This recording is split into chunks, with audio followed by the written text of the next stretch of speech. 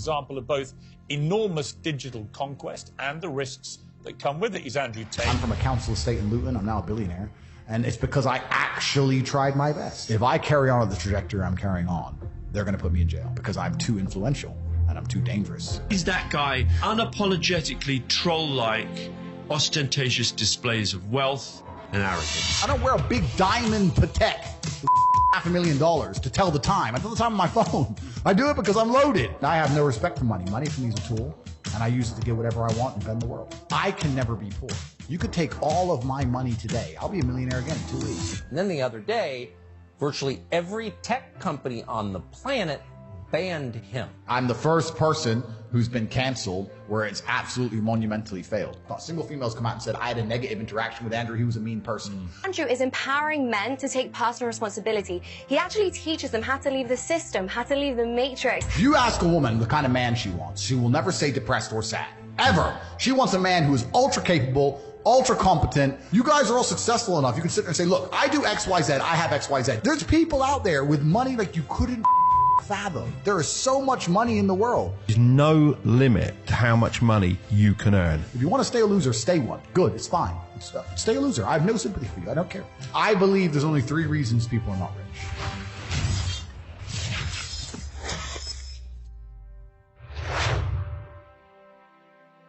Here he is. Take your seat, Dad. The real top G. Already? Yeah.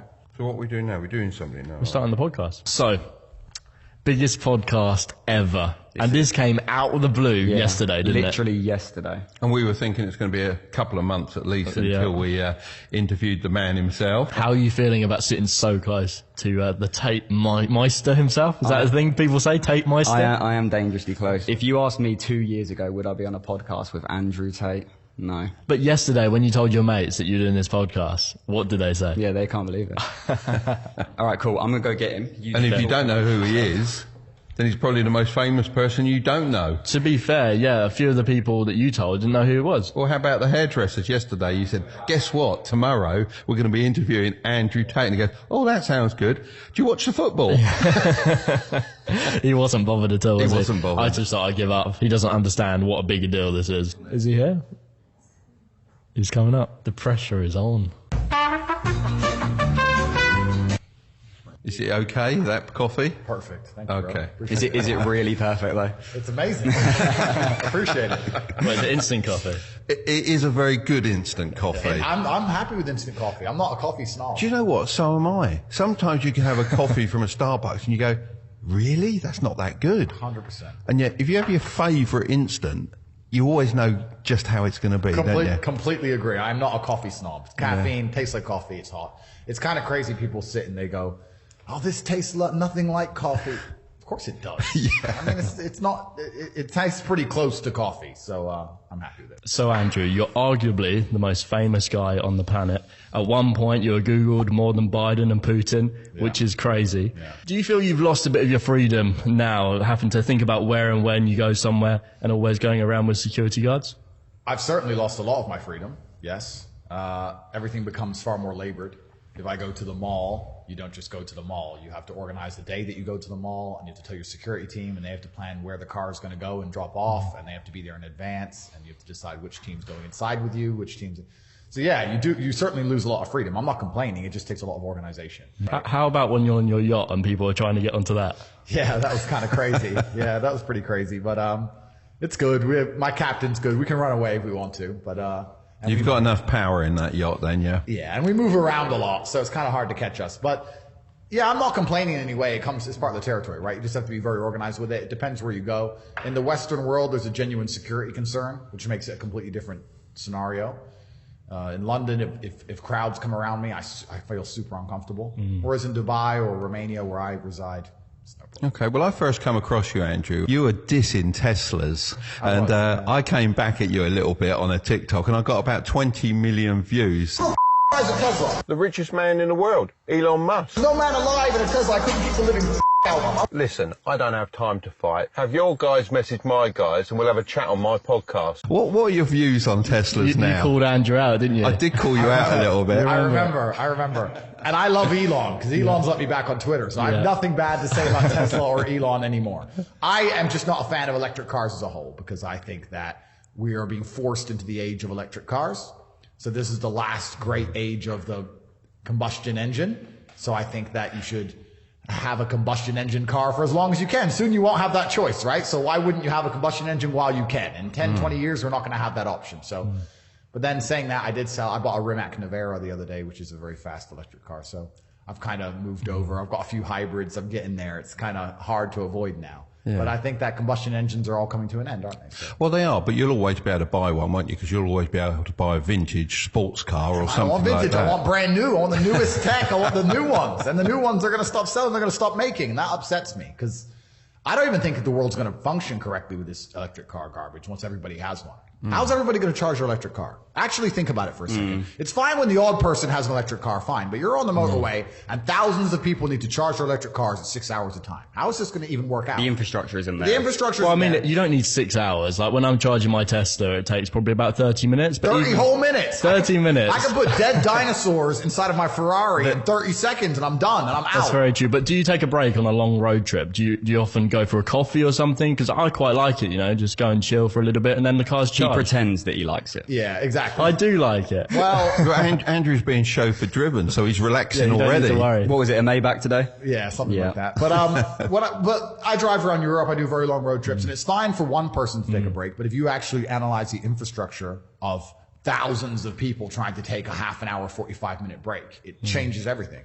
Also, the conspiracy theorist in me doesn't believe they're trying to push us towards electric cars because they care about the environment. I believe they're trying to push us towards electric cars for control, because you can easily monitor an electric car. You can see where it goes. You can turn it off. Yeah, imagine lockdown and COVID with everyone having electric cars. Turn the cars off. Yeah. Turn everyone's cars off. It's a horrible thought. No, but that's what they're doing it for. Like, why else would you think they give a shit about the environment?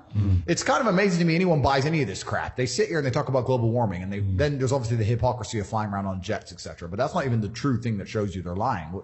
The thing that shows you they're lying is the second they manage to launder enough money from the people and steal hundreds of millions of dollars, they go and buy beachfront property. All of them are sitting on beachfront houses. I thought they were scared of the rising sea levels. Exactly that. Now they don't give a shit because it's them. Oh no, let's buy a house right here, right next to the ocean. So they don't care about the environment. None of them do. And anything they do, there's Trojan horses in life. They're going to come along with something like green environmentalism. They're going to Trojan horse it with control, which is what every government ever wants. If you oppose it, you look like a psychopath, because who doesn't love the nature and who doesn't love the world, right? But truthfully, if you look at all the agendas inside of it, it's about more control. And that's the garbage that goes along with it. And like you said, lockdown, it would have been very easy. I'll give you another example. Imagine there's a protest. Imagine people finally have enough and they get fed up and there's a protest, and you start trying to drive towards the protest to join in, to exercise your democratic right. You have to turn your car off. Now what are you going to do? Walk? And this is where all of this comes to. You have to understand that every single agenda that is being pushed in the world today, all of them come with the Trojan horse of control. And I don't want to be controlled on that level. I want my car to work. I want to start it and it move. And make noise. Lots of noise. And noise, yeah. But I want an electric car just doesn't feel like it's mine. I think there's definitely going to be a case that they're going to give speed limits, and that will be controlled for electric cars without a doubt. And at the moment, of course, none of us break the speed limit, but if we wanted to, of course we can as an individual do that. So I think certainly limits will come on like that, don't you? Yeah, well, it's a never-ending argument, right, of safety versus freedom, because when you talk about making somebody safe, the only way you can do that is to remove their freedom. So this is what they do. They say, humans crash cars, humans can't be trusted, we're going to put this limit in place for your safety. And they're right, it is more safe, but then your freedom is eroded, and then you have to trust the people who are taking your freedom away to never abuse their power. And anybody who's read a history book and understands human nature knows that power is always going to be abused. So it's unfortunate, kind of, it's hard on both sides. If you oppose it, they're like, well, don't you care about people dying in car crashes? And then if you say the other way around, it goes the other way around. So it's interesting, but the world is becoming draconian. I like to think we're fighting back, especially with the big tech censorship. That stuff's starting to go in our favor a little bit. That's what I was going to say. Actually, big tech censored you, and if you could undo that censorship, would you? I think they failed. How am I censored? I'm the first person who's been canceled where it's absolutely monumentally failed. And I think there's a huge I think there's a bunch of pressure behind the dam. I think a lot of people are pissed off with these people. But what holds people back from really speaking their mind is everyone's afraid of the cancellation. Once somebody like me proves cancellation doesn't work, and we put a crack in the dam, I think it's gonna break. I think a lot of people are gonna sit there and go, you know what, Tate got canceled, he's fine.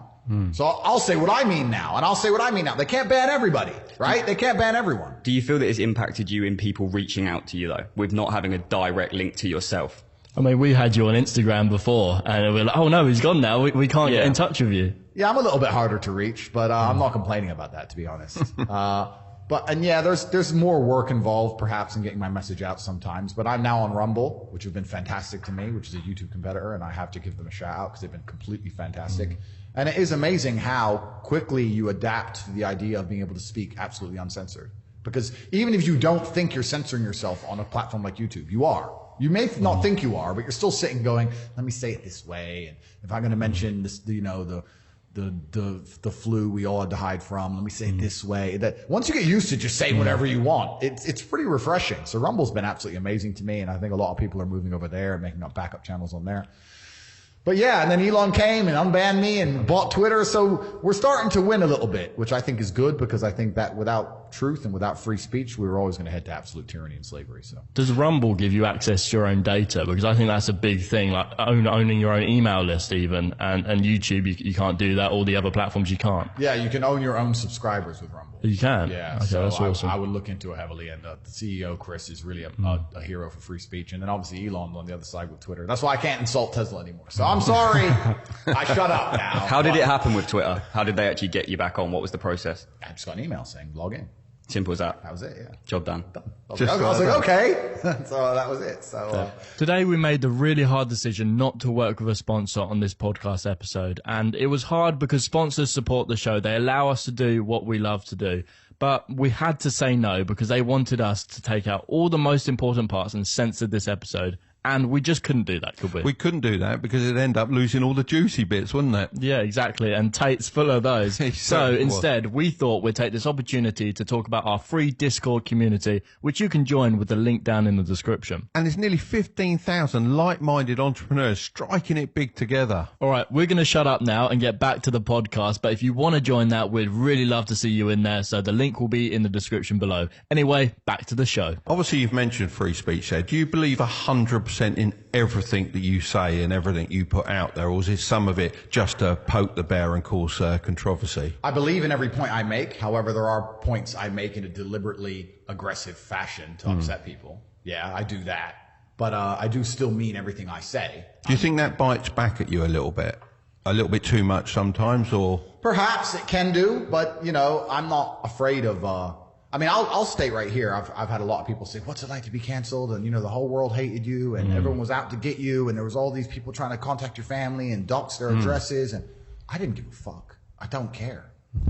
Maybe I'm supposed to care, but I've had real problems in my life. I'm not some YouTuber. I've done real things with real difficulty and real issues.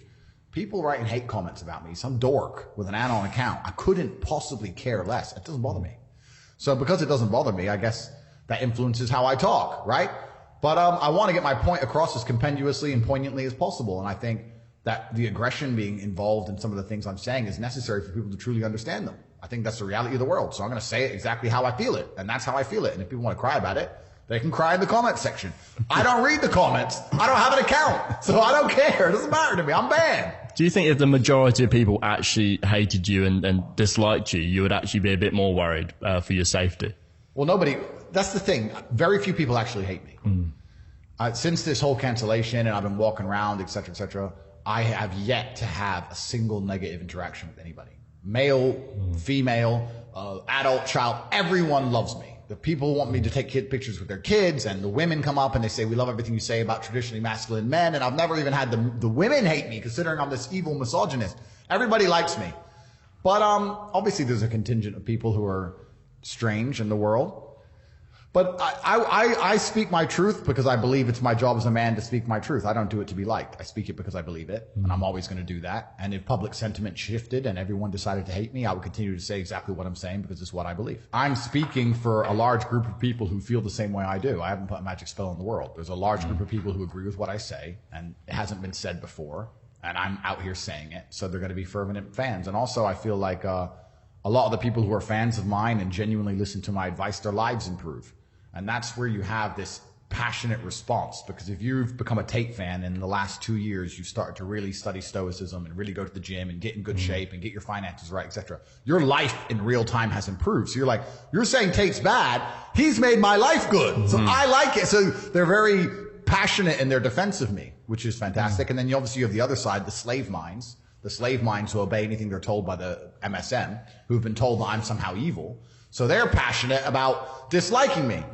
And it's interesting because the mainstream media still seems to have this power to convince these slave-minded people to believe that someone's evil with basically no evidence. It's truly incredible. Speaking about that, I even screenshotted it when I was doing some research for this.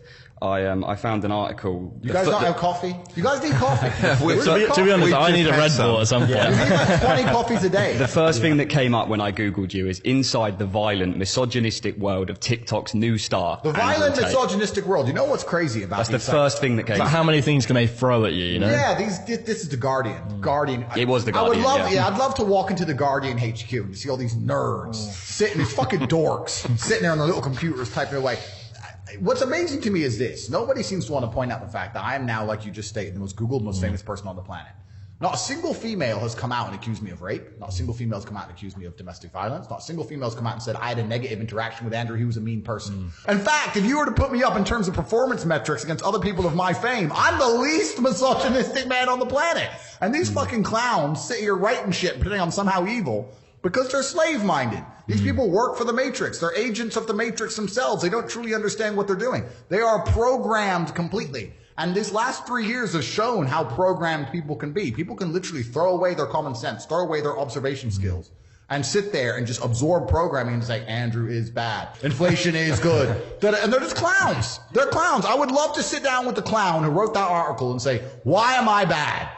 And if we had a podcast with that person, whoever they are, that nobody, because they're a nobody, that brokey, across an hour, I would decimate them. I would destroy them. And they know it. They'd make a fool of themselves. So they just sit there and go, and hide back in their cave to talk more shit. Clowns. Do you think the powers that be have pushed it too far recently with lockdown, and that's why you had this rise? Or was there another reason behind? Because you've been doing social media for a long time, and the last couple of years of where you've really exploded. What's the reason behind that, in your opinion? Power is a funny thing. And most people who have power in their lives don't understand exactly how power works. And power is a fantastic thing to wield, but there's always a line. And once you overstep that line, you have a difficult choice. So we can apply it to, let's say, a government. If you're a government, you have power. If people start to riot, you can send the riot police. That's fine. But if people continue to riot and you continue to be more and more draconian and you send the riot police to, let's say, shoot at unarmed people in a crowd, like they did in Romania in 1989, for example, once you overstep the line with power, people no longer trust you with power. Once they don't trust you with power, you have mass rebellion and things must change. People who've been in charge of information for a very long time had the power, but it got to the point where after lying to everybody for 3 years, nobody trusts them with the power anymore. You can't decide what I get to read because I trusted you to decide what was good and bad for me and you completely ruined it. So yeah, a lot of people, anyone with a brain, anyone who doesn't work for the fucking Guardian, has clowns. I think most people our age don't trust newspapers. The article? Who wrote the article? Tell me their name. Let's name and shame this guy. It'll take me a minute. Hold on. So once you can't be trusted with power anymore, now what do? Right? Because nobody wants them to have power. So people are trying to seek out information in alternative ways. So yeah, there is some divine timing with my rise. Certainly. There is some divine timing with it. But, yeah, also it still takes bravery to stand up and speak out because I have had genuine real world detriment for doing what I've done. It's Shanti Das. Shanti Das. I challenge Shanti Das to a debate and have a nice long conversation and absolutely destroy her so that she can sit there and make a fool of herself. Well, I think their offices are quite close, so we could shout out from the window here and get them over. Shanti Das. Yeah, anyway. But yeah, they're not trusted with power anymore. So it's an interesting change of the guard. It's going to be interesting to see who comes into place. But there has been real world detriment to doing what I've done. They did delete me across all social medias and delete me on every app on my phone and freeze all my bank accounts and try and raise criminal charges against me for things I haven't done. And there has been real consequences. So how did you get around them freezing your bank accounts? Well, you don't, do you? You have to just deal with the long legal process of having 7 or 8 bank accounts and millions of pounds frozen. And they just issue AFOs and they just freeze it. So this is the thing. It all ties into how deep you go into the matrix. Is the money that you have yours? Is the house that you own yours? Is any of it yours? You piss off a government. Piss off a government and tell me what's still yours, and you'll soon learn that none of it is yours. You think you own it. That's my money. I worked for it. I paid my taxes on it, so it's mine. No, it's not. So bearing that in mind, are you worried about what you own?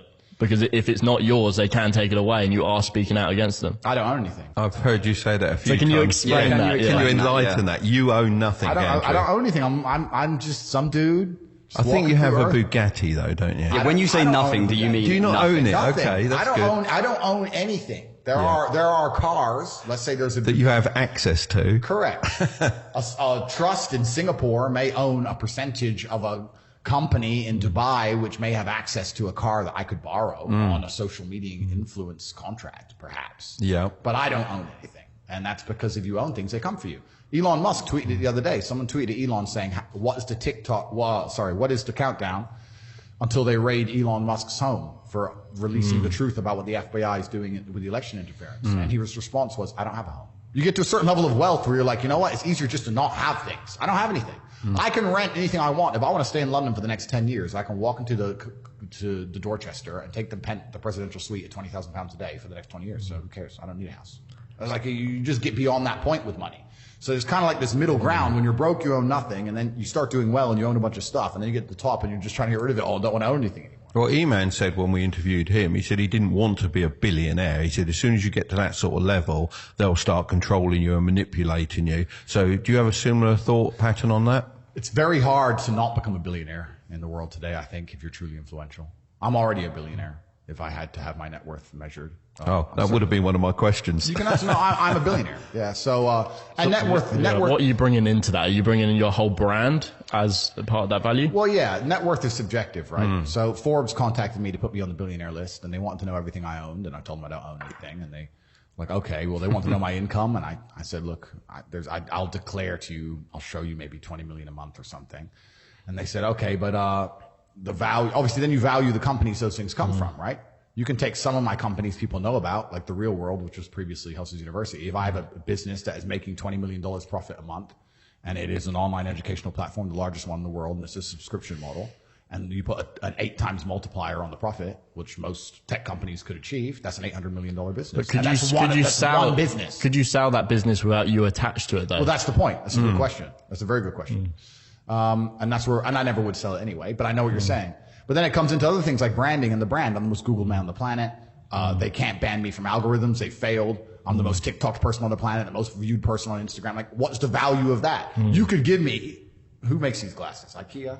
I'm not sure. IKEA could come to me with this glass and say, sell a bunch of these, and I could sell $1 billion of these glasses. It'd take me a week. So, like, when I get offers, trust me, I get a lot of them. I'm not a fucking scammer like Logan Paul. I'm not a clown. But when crypto companies come to me and say, will you pump our coin? They start by offering me $50 to $65 million. They say, look, we'll give you $65 million if you'll mention this coin on a podcast. $65 million to say a name. And I don't do it because I refuse to allow my fans to get ripped off like Logan Paul does to his fans. He's a fucking scumbag. So what is your view on that whole crypto zoo situation? Because CoffeeZilla is doing an investigation at the moment, and it is quite gripping, isn't it? The dude's a clown. He's a person who doesn't care about his fans. He just wants to make as much money as possible off the back of people who watch him. It's different with me. I genuinely want every single Tate fan, anybody who listens to what I say, to have an improved life. I want their life to be better for listening to me, whether it's in their relationship or whether it's in their physical stature or their financial capability. The idea of a 16-year-old spending their last money on a coin because I said so and them losing money would bother me at night. And they will lose it. And they will lose. Of course they'll lose. Crypto is, this is what most people don't even understand about the crypto market. It's player versus player. You can only sell it for $10 after buying it for $1 because someone's buying it at $10. Someone is out to lose. So you can't launch a coin and nobody loses. This is why I haven't launched a crypto. I can make $10 billion today if I launched a crypto, but I refuse to do it because people are going to lose under my name. Yeah, and it doesn't make sense why people go into these groups and let's all hold together, but they're actually just going to fuck each other over eventually. It's all clown world. Yeah. And then you get to the point where you have to realize, do I need more money or do I want to genuinely be a force for good in the world? And I don't need money. It's the last thing I need. So I'm not going to sell my soul. Logan's obviously a brokey. So he sold his soul like a punk. And now God, then he insulted God, which was great. I didn't see that. He robbed all his fans and then he sat there and insulted God and now God's teaching him a lesson. And maybe he's take his atheistic ass and go look in the fucking mirror and understand that there's powers in his universe he doesn't understand. And he can stop being an arrogant piece of shit and he can apologize to his fans. He could take the last money in his little brokey bank account and refund it like a man would. That's what I'd do if they were insulting me. I'd go and say, look, here's my bank balance. I have this much money. I'm giving it to charity. Guy's a fucking punk. He just wants to continue to talk on podcasts and pretend his fans are going to care about him forever. Nobody respects that man any longer from the day he attacked me. Anybody who attacks me gets fucking wrecked. True Geordie lost every sponsor, got wrecked. Logan got wrecked. I'm divinely protected. These clowns need to just not say my name. So yeah, because they're people without morals. And if you have no morality on a long enough time scale, God will teach you a lesson. They're fucking morally bankrupt individuals. They're just sitting there, anything they can to grab some money from the world, fucking their fans over. So what is the situation with True? Yeah, how's your best mate, True Geordie? Yeah. I don't know. He lost all his fans for insulting me. He tried to say something about my conversion to Islam. He insulted me and lost all of his I think he lost his fans before Do you know what? that as well. Yeah. You know what? You don't bring religion into things, do you? Because that is your faith. My faith is my faith. Yeah. That's a personal thing. Completely. It's just past free speech, isn't it? It's just Yeah, a it's weird past. thing to do. It's not about free speech. It's exactly. Just weird. And he was so angry at me because I pointed out some truths about him multiple times. Me and him have a long history of internet beef. He made a video about me 5 or 6 years ago. And Were you on True News or something like that? And he made a video about me 5 or 6 years ago, and I countered his video saying his video was distasteful. Then a bunch of screenshots came out about him with loving his some deviant sexual acts. I highlighted that to the public, which obviously upset him. So he doesn't like me very much. And I've said to him, look, we can settle this in the cage if you want to fight about it. Look, we can go and sell a bunch of tickets and I'll beat the living shit out of you. But he's of course scared. So instead he just does these little snidey videos, and because he's upset deep in his heart, he can't control himself, and he mentions me, and he said things he shouldn't have said. What a big pay-per-view that would be. You versus True Geordie. I think people would be very disappointed in the 6-second show, but like, I paid for this. Would you keep it going a little bit longer or just end it straight away? No, I would destroy it. Yeah. Not even for the fans. You wouldn't just keep it going. I would destroy it. Yeah. But yeah, so that's the story. What about if his mate was there helping him? Oh, what, his little girlfriend? Fucking hell. You can have both of them against you. Right. Yeah, but you know what? It's really crazy as well, because all these podcasters and like Logan and Jordy, all this shit, I don't watch any of this shit. So they say things and it gets cut into clips, and I have a huge media team, and obviously there's a lot of people who work for me, and they go through it all and they put it together and they say, look, this is perhaps worth commenting on, or he said this, that. But I get a daily report on my social media presences and performances. And there's a daily report of how many times I'm viewed and et cetera, et cetera. And there's all the people who come for me at the bottom and mentions them. But I think a lot of it, truthfully, comes from jealousy. These people have been podcasting for a very long time, and they've been famous for a very long time. And I've just come along and smoked them. I've just come along and just destroyed them. And they're sitting there like, shit, he's the top G. I'm a fucking nobody. Yeah. I thought he was canceled. Why is he still getting more views than me? He's supposed to be gone. So they hate me, and it is what it is. Yeah, they just can't understand it. So was being cancelled part of your 3-part plan? I knew the cancellation was coming. Yeah. I was prepared for a cancellation. I'll be honest, because I'm human and I don't lie. I didn't expect it to come as hard as it did. I thought they might delete my account. Yeah. I didn't expect them to freeze 15 million pounds of banks. I didn't expect them to put a travel ban on me. I didn't expect like this kind of craziness. But you learn a lot, and I always knew that the world and the laws and the legal systems we live under are clown shows, and it's all a circus, and I always knew they're subjective bullshit. But when you're actually at the end of it and you're seeing how subjectively stupid laws are, it's ridiculous for them to sit there and say, Andrew said women can't park cars, so that's hate speech, so that's a crime, so that's bail, so that's a travel ban. Name a fucking dude who hasn't said women can't park. Like, this is literally insanity. But the laws are all subjective. So when you're at the end of it, it's kind of interesting. I was prepared for it for a very long time. There's very old videos of me talking about how you can't live on one grid. You can't live off grid either. So the only way you can protect yourself is to live on as many grids as possible. So for a very long time, I was prepared by having multiple passports and banks all around the world and all that kind of thing. So they failed to damage me like they wanted to, but it was an interesting few months, that's for sure, yeah. It was only recently I realised how in sort of contact the banks are with the law. And really, you look at it, they are just one, aren't they? Completely. And none of the money's yours. I feel uncomfortable with a lot of money in my bank. So that's another thing. Like, I'm now at the point where I don't really carry money at all. I don't have any way of paying for things, because anytime I'm anywhere, I'm with like my PA or my security team, whatever. So it's almost weird how quickly you get used to like walking in somewhere, eating, and just walking out. I don't pay, and someone else sits and pays for me. Sorts it. So, yeah, so it's weird. I don't pay for anything. I don't have any money. I don't have any of that stuff anymore because that sounds like true freedom, though. You don't have to worry about the money at all. I don't look at the price of anything. I don't look at the price of anything. If a new car launches and I want it, I just say, give me this and sort it. Yeah, literally, give me one. What options? All of them. Just tick every box. Buy. And cars turn up at the house I've forgotten I've bought, and When did you reach that level of wealth? Was it within the last couple of years, or were you at that stage beforehand? I was always fairly well off, but in the last, I'd say 3 years, I got to a point where money is truly not real. Money has no value whatsoever for me anymore. So if I want something, I'll just buy it. And I spend ridiculous amounts of money on stupid things. I know So what are some stupid purchases? No, but I compare it to my old life, right? Because I'm from a council estate in Luton. So me and Tristan will sit around and talk about how insane it is that we'll go to a hotel and we'll prefer the shower head in the suite as opposed to the normal hotel room. So instead of spending £3,500 a night in the normal hotel room, we'll spend £11,000 a night for the suite because of a shower head. And we're sitting there thinking $8,000 a night because of the shower head. Like, it's so unfathomable when you used to make like £1,500 a month and you lived in a council estate, and it's crazy, but money just has no value, and you just get to the point where you do whatever you want. And you also over prepare, you overspend. If I fly somewhere, let's say I fly to Marbella, I might want to go for a drive. So I'll get 3 supercars, put on a truck, moved from Bucharest, driven all the way across Europe, 4,000 kilometers, all the way to Marbella, taken out, put it in front of the hotel, arranged. I'll go to Marbella on the jet. I'll sit there for 2 days. I don't feel like driving. The cars don't move. They get picked up again, put back on a truck, flown up. It's just, I have a security team, like everything. It's just, you just do it because money has no value. I might want it. So who handles the logistics for that? Because that sounds like a nightmare. Yeah, life becomes, like I said, there's a lot of organization involved in the life, and you end up with a lot of staff and a lot of people around you who are good at these kind of things, and they become invaluable as part of the team. But yeah, there's people who organize it for me. So if someone wanted to get to that level, what would you say their net worth would have to be to not worry about money and just buy whatever they want whenever they want? Net worth is subjective, like we just discussed. I think it's more about how much and I don't even think it's how much money you have in the bank, because you can tear through any amount of money. It's how much money you're earning. Okay. I think a good life costs about $1 million a month. Wow. That's a big figure. $1 million a month is a good life.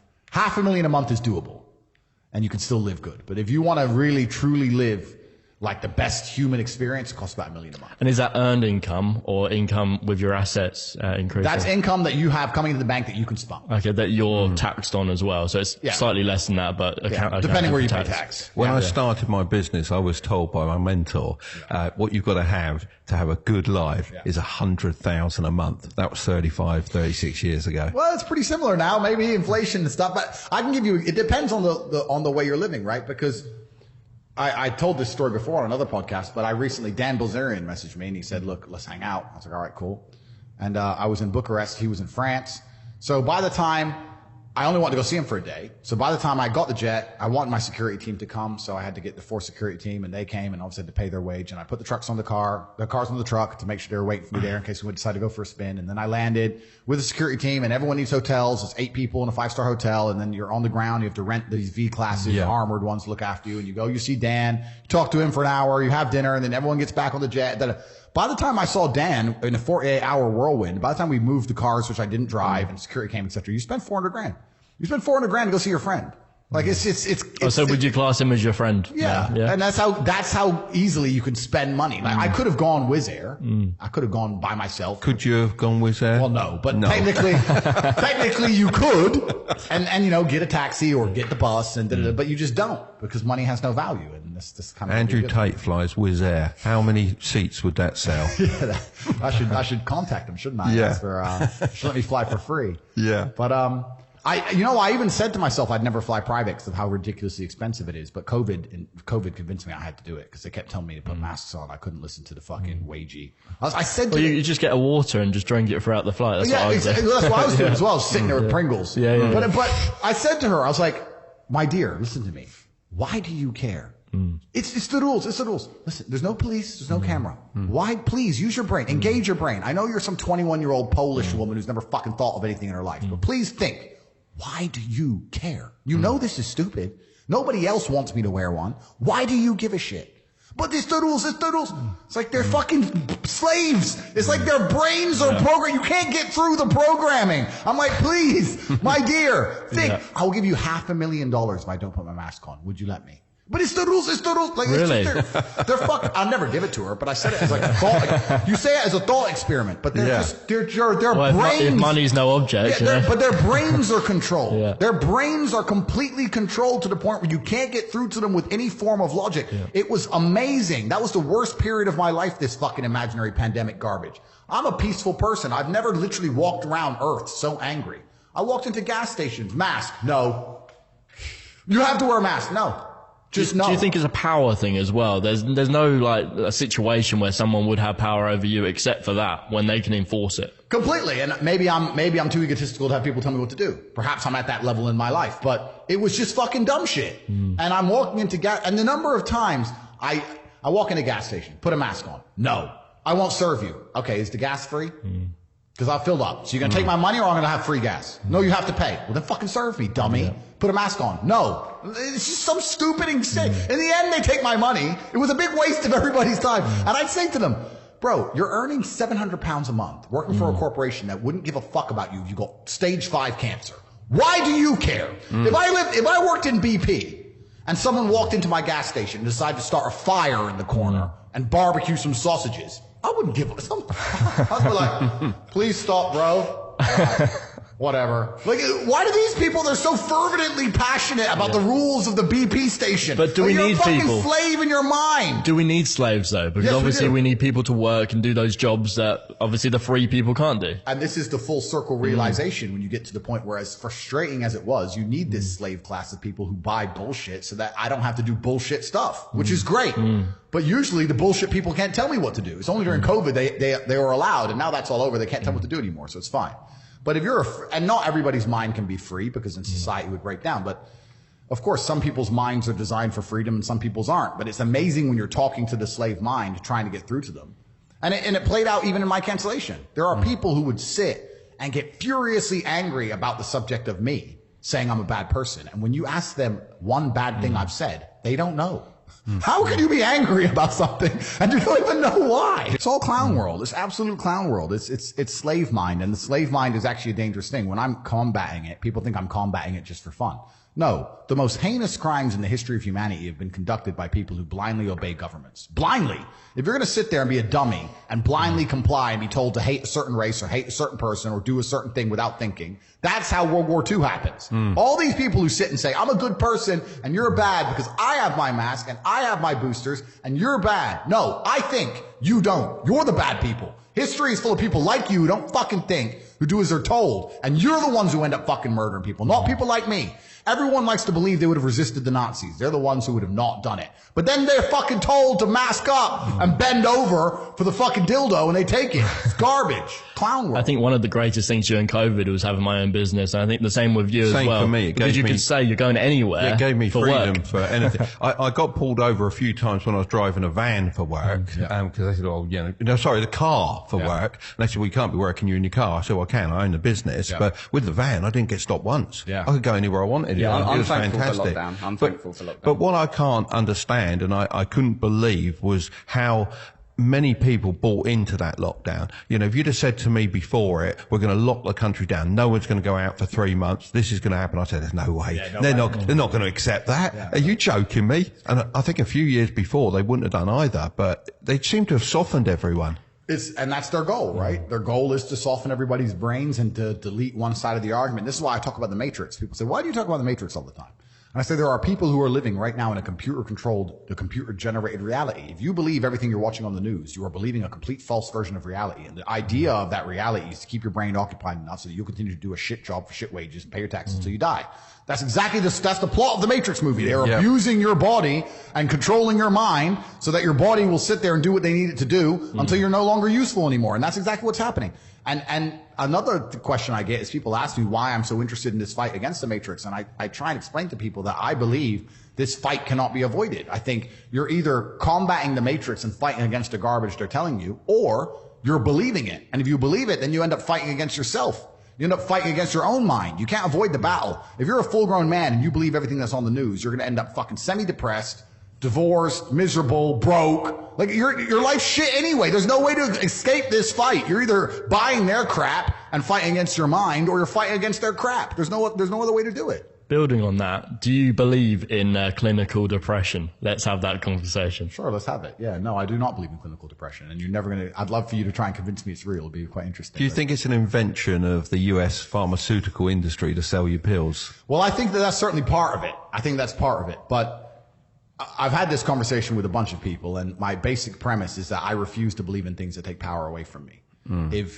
If you are in a haunted house and you believe in ghosts, you're scared of the haunted house. If you're in a haunted house and you don't believe in ghosts, you're just in a house and you don't care. So I don't like the idea when someone explains to me the idea of one day waking up and being miserable and not wanting to live anymore, and it's nothing to do with my circumstances and I have no power over it, and no matter how good my life is, I'm still going to feel terrible and I'm going to want to die.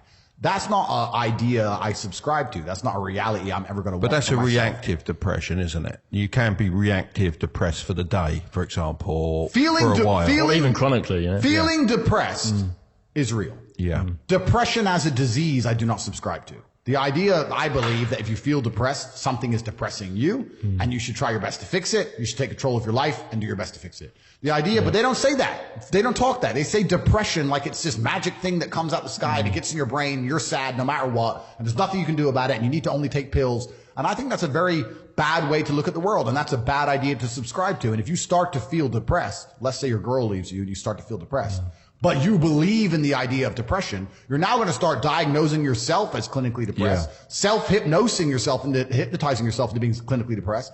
And it's amazing how you can speak things into existence. I cannot become depressed because I don't believe in it.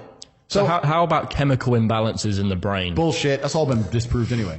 Really? It's all been disproved. Firstly, that's all been disproved. And secondly, even if that was true, even if I had a chemical imbalance in my brain, I do not believe in depression. That's just who I am as a person. I don't believe in it. I do not believe in things that take power away from me. So, and people sit there and they try very hard to convince me it's real, which is actually quite interesting because it's always usually depressed people who sit there and try very hard to defend this idea. If you're so scared, if depression's so terrible, why are you sticking up for it? Why are you fighting so hard to convince me it's such a powerful force? Why shouldn't you be doing the opposite? Shouldn't you be listening to me? Whose team are you on? Like, do you want to be depressed? Like, it's insanity. These people who are so desperate to push this idea. Then you add in the pharmaceutical element and the fact that everyone's taking these fucking drugs, messing with their brain chemistry. It's garbage. I think that you feel depressed sometimes because you're human. So you felt depressed at times, would you say? We're all human. Yeah, because I felt depressed. I mean, I had some major, it might not sound big, but some major dental surgery done, and it really got me down for a while. But my businesses and running those, to be honest, picked me up because it was like, I can't be like this. Get in there, do some business. Well, completely. And also, let's look at it. Let's pretend I'm completely wrong, right? We can look at situational depression like you just described. We can talk about brain imbalance and chemical imbalance. We can talk about clinical depression that you get and it's chronic and there's nothing you can do about it, whatever. Let's pretend all these things are completely true. The best option, the best thing to do is still to get up, be an adult, control your emotions, be stoic, and do the things you're supposed to do day after day. Laying in bed and doing nothing is never going to be the best option. The best option is still to go to the gym, to work hard, to run your business, to be successful. So it doesn't matter. We're talking about the different positions on the chessboard. But if the rules of the game remain the same, regardless of the position you're still trying to win, you still have to do the same things. So does it even matter at this point? If you come along and say he's depressed because of X and he's depressed because of Y and he's depressed because of Z, and the answer to all of them is still the same thing, then I don't give a fuck why you're depressed. All I know, what I will state as a matter of fact, is this world is hyper-competitive, especially as a man. Most men are walking through life and they don't realize that it's constant competition. I was driving here. Even as I was driving here, I was looking out the window and I was looking at all these people just walking around. One of them had a fucking croissant. One of them was dressed like a dickhead because it's London. He thinks he fucking looks cool. It's a fucking moron. We've all seen them. Yeah, moron. Some of the dude just talking shit on the phone. Some other guy with headphones in waiting to be fucking murdered. Wouldn't even hear it coming. And all these NPCs, I'm just looking at them going, do they realize they're in endless constant competition? Every single pound they want, someone else wants. Every single girl they want, someone else wants. There are people like me out here. I will destroy, you could get all 30 of them in a room and I will sit by myself and absolutely annihilate them in any single metric. And they're just sitting there just fucking floundering and wandering through life unaware of how competitive the world is. Well, and whinging how unfair it is. And whinging how unfair it is. And this is my point. If the world is truly that competitive, You do not have time to be depressed because it's a non-competitive mind state. You could be depressed for X, Y, Z, whatever. I'm not depressed. And I want the money you want, and I want the girl you want, and I want the status you want, and the car you want, and the house you want. And I'm going to get it, and you're fucking not. And that's the bottom line of life. If you gave that guy that stuff, he probably wouldn't be depressed Well, anymore. he's get up off his ass and work then, doesn't he? And this is the point. He probably would, because he wouldn't have a direction in life. I think it's a very empowering message that you share. And, you know, I think if you can fix it with pills, you can probably fix it by going to the gym and doing all of these other aspects. But pills doesn't even fix it. Pills just numbs it. Masks. Yeah, masks it. Well, it's not a holistic way to treat it, is it? Whereas what you're saying is more so. Yeah, what I'm saying is you're playing a game, and it's a competitive game, and you need to build a mindset that allows you to be ultra competitive. And if you want to sit there and say, no, I want a non-competitive mindset, then fine. You know what you call people who do not win competitions? Losers. Correct. Dad used to say when I came second, he was like, second is the first loser. You know? It's true. And it's just the bottom line of life. And it's kind of interesting because everyone pretends they give a fuck, but nobody does. Especially women. And I know I get attacked for women, but women truly don't give a fuck. If you ask a woman the kind of man she wants, she will never say depressed or sad. Ever. She wants a man who is ultra capable, ultra competent. I've literally had women say to me, you know what I love being around you? I'm like, what? I don't have to think. I'm like, what do you mean? Because I just turn up and like, we just walk in the hotel and staff do anything we want and the jet's just on the runway and we just land and I'm in this beautiful place and I don't even know where I am and I get to just turn my brain off and it's great. Like, they want someone who is fun and spontaneous and charismatic and successful. They don't have time for sad dudes. They don't care. So the world doesn't care. The world has never given a shit about sad men. So if you're going to sit there and self-diagnose yourself as a sad man, you're going to have a shit life and nobody's ever going to give a fuck and you're going to perpetually lose forever. And that is your decision. I am so scared of being that person. The idea of that terrifies me to the point where I don't even want to accept that as a reality that can possibly exist. I don't give a shit what happens to me in my life. I don't care how bad it is. I don't care if the worst, most heinous things I can possibly imagine happen to me. I know that my sadness, my depression will be temporary because I will never stay a loser. It's against my creed. It's not in my DNA. Yeah, and I think that's the whole message of Strike It Big and what we try and put across to the younger generation. Absolutely. And this is the thing. And this is the thing about society and MSM and all this garbage and the Matrix. They try and convince you, don't worry if you're being a loser because people feel sorry for you and you'll get attention for it and you'll be okay in the end. And it's all this temporary fixes of dopamine by saying, I'm sad. Don't worry, bro. You'll be okay. But it's bullshit. They don't care long term. The world doesn't care. Nobody really cares. Chicks don't care. Business doesn't care. You are going to fail. It even happens in schools now, doesn't it? Everyone gets a prize. No, it's garbage. Of course it's garbage. Yeah. Absolutely. You've got to have winners. You've got to have losers. You have to lose to know how to win. It's true. And the natural state of man is a competitive state of man. Men have always been competing with each other. Even now, right now, we compete with each other. I don't buy Ferraris to drive fast. I do sometimes, but if I'm in London traffic, it's not to go quick. No. It's to show everyone else I'm richer than them. That's what it is. It's a never-ending competition. I don't wear a big diamond Patek with fucking $500,000 to tell the time. I tell the time on my phone. I do it because I'm loaded. And this is actually what's interesting about the world because the world's changed. Men used to go to war and fight each other in physical combat, and now we don't because we're more civilized in some regards. Violence is still the bottom line of society, but we try and avoid it. Men are constantly doing combat by showing each other how we can move world with money. We're constantly in combat because of our status. 99% of what men do is for status. We want to be in good shape for status. We want the fast car for status. We want the nice house for status. We want the diamond watch. We want the hot girl. This is all for our status. Look at me. I'm the big dog. This is how we compete with each other. If you're going to be a dude who pretends that's not true or be a dude who doesn't want to compete, your life's going to fucking suck. That's the reality. Do you feel like sport drilled this mentality into you? Because I used to be a competitive swimmer. I was always competing, trying to be the best. And my dad used to compete with radio controlled models. Yep. How about you? Well, that's it. What is sport? Sport is just watered down versions of war. Yeah. This is what men have always done. Friendly war. Completely. We've evolved to be in battle with each other to some regard. And they wonder why fans get so emotional as well, because they're also at war with the other fans, aren't they? Completely. You know, and that's going to kick off at some point. Exactly. And you look at the entire planet throughout history. There are ideas which are universal. These are not ideas that could have possibly spread or shared because of the distances involved. It was a universal idea for the Mongols and the Chinese to fight each other, and the Aztecs and whoever else to fight each other, and the tribes in Africa to fight each other. The Europeans, the French, and the English were fighting each other. Humans have always done this. It's just like, no, I'm the boss. No, I'm the boss. Okay, then let's find out who's the boss. And now we live in a world where I think that status is the new form of combat, and the true expression of testosterone is showing you can move the world with money. This is why I do a lot of the things I do. When I show up to a hotel and every single member of staff panics and they're all standing there waiting only for me and no one else is allowed to walk in and all my cars are out front and Mr. Tate, that's war. That's winning. That's what it is. That's the game. And I don't have time to even accept the idea of a reality where I can't create that for myself. So with all this traveling around the world, because you are traveling a lot, where do you actually call home these days? Dubai/Romania. Okay. But Dubai massively impresses me as a city, and the United Arab Emirates massively impresses me as a country. Because people think, oh, Dubai has oil. No, firstly, Dubai doesn't have oil. It had oil, and it's all gone. Abu Dhabi still has some oil, but Dubai doesn't have oil. The reason Dubai is so successful is because it's been deliberately designed to be. It was the vision of the leader. The modern city. Yeah, there's literally a man who's in charge of Dubai today, who's such a genius and so forward-thinking. He sat there 30 years ago and goes, we're going to do this.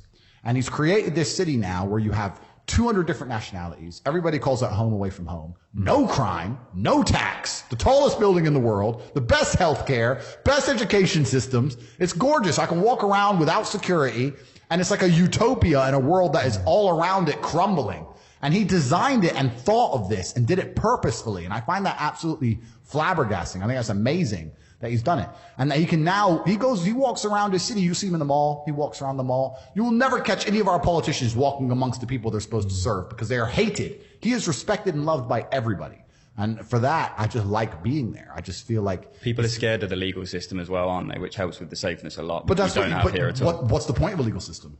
Is to be feared, isn't it? But no one fears it here. No one fears it here, right? So they've done everything right. And when I'm there, I just love seeing how correctly they built their society. It's beautiful. Our apartment's actually cheap out there to rent, because we had an editor that used to work for us, and he was seeing all these TikToks about how you could go out to Dubai and rent a house out there or an apartment. Are they actually that, or is that just a lie? Yeah, so it depends what part, and depends what area, like everything. But I will say that Dubai is massively on its way up. All the world's money is moving to Dubai, or at least setting up a second life in Dubai in the event of something going wrong in their host country where they can instantly bounce. And when I say all the world's money, I mean everyone. All the Russians are going there. Chinese are starting to go there. Everyone I know in Europe with money has got a second home in Dubai. Everyone's setting up because it's designed in a way where you can go, you can spend a few weeks there, you can get your residency, you can become a resident. It's so easy to buy property. There's 0% taxes. They've got banking, which is all legit. Some of the best banking in the world. They've got shopping. They've got everything. Yeah. So I know that whatever the price of a house is now, in 5 years, you're going to be very glad you bought it. I mean, there's been properties I bought a year ago. I've already made 60%. Which you don't own. Oh, sorry. There's people I know who have bought houses a year ago and they've made 60 to 70% in a year. So if your companies are based in the UK, I don't have any companies. Okay, well, just for a random person, like for us, for example, our companies are based here and we move to Dubai. How long do we have to live there for it to be tax-free? Yeah, I think a tax residency is like 180 days a year or something like this. But if it's a legal entity, I know that they're bringing in a corporation tax, but that's only if you're doing business inside of Dubai. But let's say you had an online company which is based out of Dubai and you're making money online and the money is banked in Dubai. You don't owe the UK a fucking thing.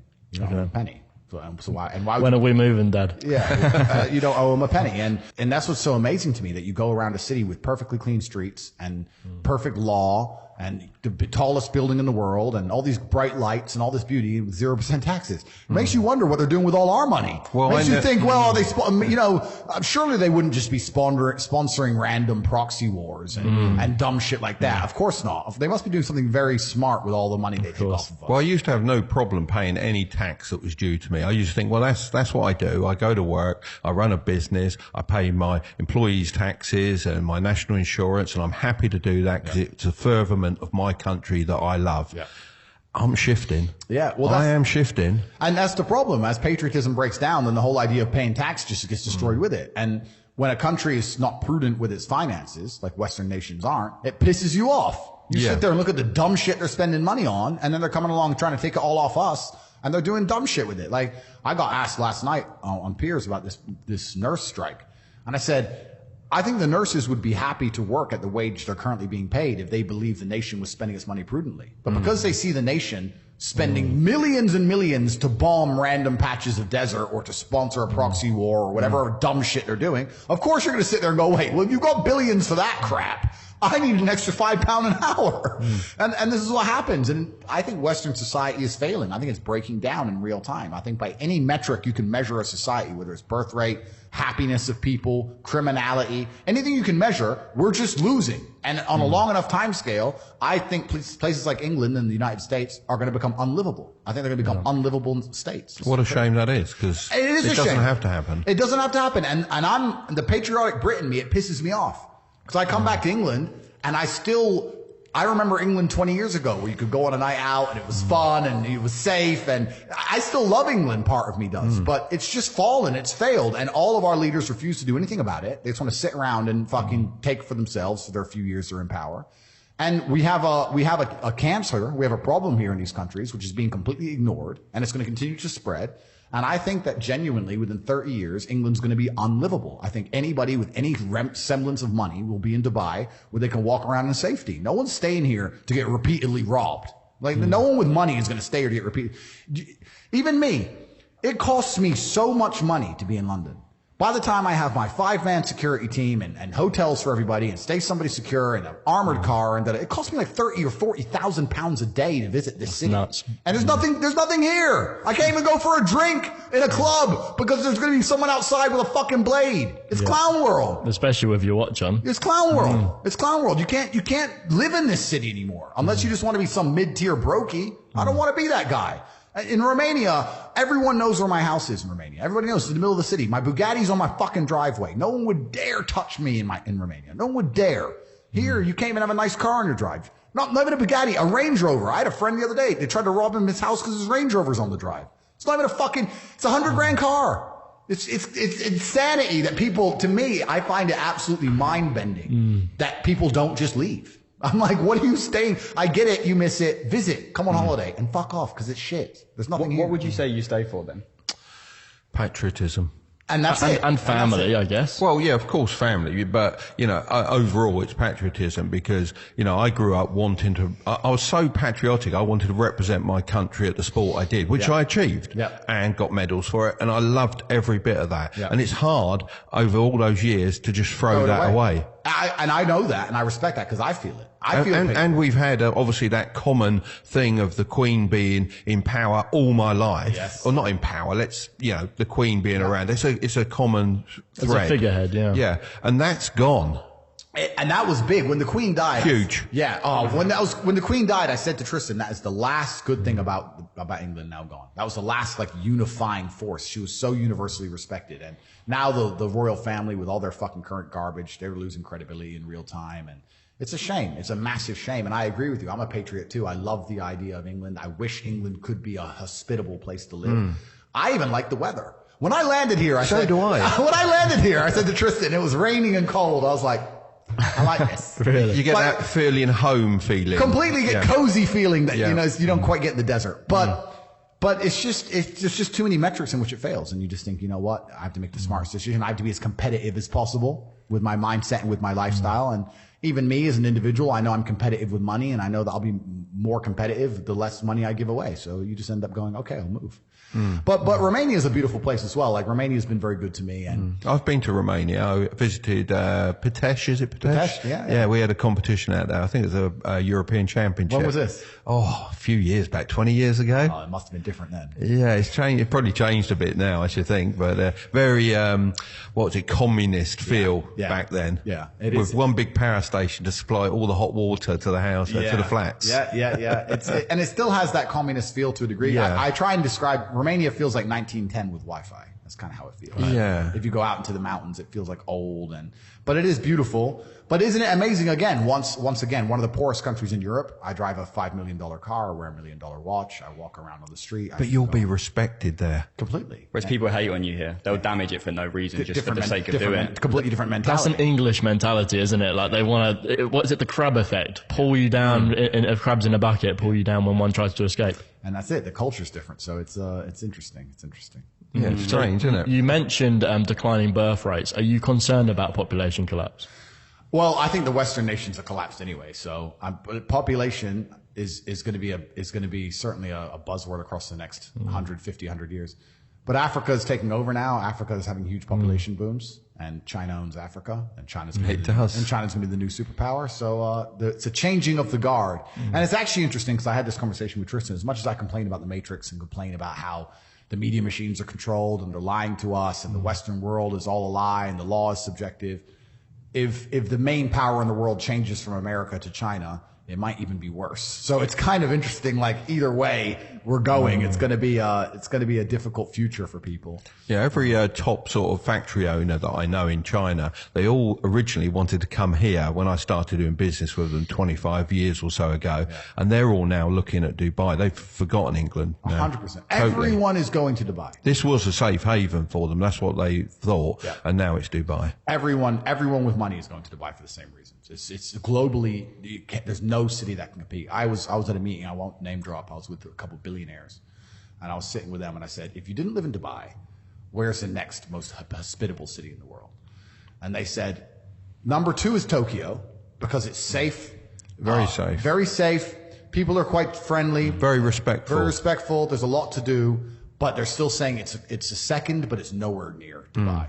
And I said, why? And they said, because it's more traditional, inward thinking, hard to do business, hard to penetrate the culture, hard to penetrate the language barrier. Like in Dubai, you can come up with a brand new idea, a brand new product or something that's never been seen before. And you'll find people who are interested in it, and you'll get investors, and everyone speaks English. And it's very forward thinking. It's a very forward thinking place. But they said, yeah, Tokyo's number 2, but it's half as good as Dubai. Dubai is winning. It's winning. And because they're running their city and they're running their country like a business. And here we are, and you have one person in charge running it like a business. Think about how much more competitive that is than having a parliament full of clowns, jackals, arguing with each other about garbage and nobody fixing anything. Stupid. You walk down the street in Dubai, if the king walks down the street and there's a hole in the floor, he says, fix that hole. Next day it's fixed. Here we need a parliamentary review in 6 months and a government contract, and half the money goes missing, and then they somehow might fix it next year. Stupid. It's over. The Western world is done. It's finished. What's your view on this new line project that they're building, the new infrastructure? Do you think people will be moving to those cities? I'm interested to go see it. I've heard really good things about Saudi as well. I'm interested in taking a visit and going there. But I think the world is cyclical, and empires come and they decline, and they rise and they fall. The Roman Empire was once the seat of the civilized world, and nobody could imagine a world without it. I think the West is in a similar position, and eventually it's going to collapse. And I think the time is coming for the Middle East and China and Africa. So the Middle East is certainly a good place to invest in general. And Qatar owns most of London anyway. So this is another thing that a lot of people don't consider. I find it interesting during the World Cup when Sadiq Khan, who was a loser, by the way, Sadiq Khan, the loser, when he was saying that he would not allow Qatar to advertise on the TFL anymore because of their stance on LGBT. And I was sitting there thinking, bro, Qatar own the Shard, Qatar own Harrods, Qatar own London. If you're going to stop taking Qatari money, then we're really in trouble. You need to shut up and know your place, bro. That guy's a fucking clown. I've often thought that the UK actually should have fallen probably around 1976, around that sort of time. It was pretty broke, and we found oil, and obviously we've had all this other investment, and I think we've been on a crutch for a while, unfortunately. And that's the thing, and the problem with crutches is they get ripped out from underneath you. I remember 5 or 6 years ago, if I went to London on a hot summer's day, if I went to Knightsbridge in the summer, there would be Lamborghini, Ferrari, Qatari, Bahrain, Kuwait, UAE, supercars all over the place making all this noise because all the Arabs used to come here and spend money and spend the summers in London. Not anymore. I don't see any of it. And I even asked I have private security detail, or I stay in the best hotels. I'm like, do the high-level Arabs still come here? They're like, no, it's too dangerous. You can't wear a fucking watch. Why would they come here? Same with Paris, fallen. No one wants to come here anymore. No one wants to spend money here anymore. The Russians were spending money here. We snatched it all off them. Talking earlier about what do you really own. If you're Russian, I don't agree with who's even the prime minister now. What's his name? Rishi Sunak something. I don't even know. I don't know what he says. So if he says something, I'm sure I don't agree with it because I don't even know what he's fucking saying. To then persecute me for being English because of what he did or said and take my stuff off me is asinine and insane. But they did it to the Russians. So they took all their stuff off of him because of what their leader said, regardless of whether you agree with what he's doing or not. So they don't want to invest here anymore. They've all gone to Dubai. Like, it's crazy. It's almost like we're committing suicide in real time. It's the Western nations of Europe are genuinely committing suicide. It's crazy to watch, but nobody wants to seem to do anything about it. They're too busy, too concerned with trying to cancel me for what does need to be done, though? Well, what needs to be done is they need to at least become sovereign nations again.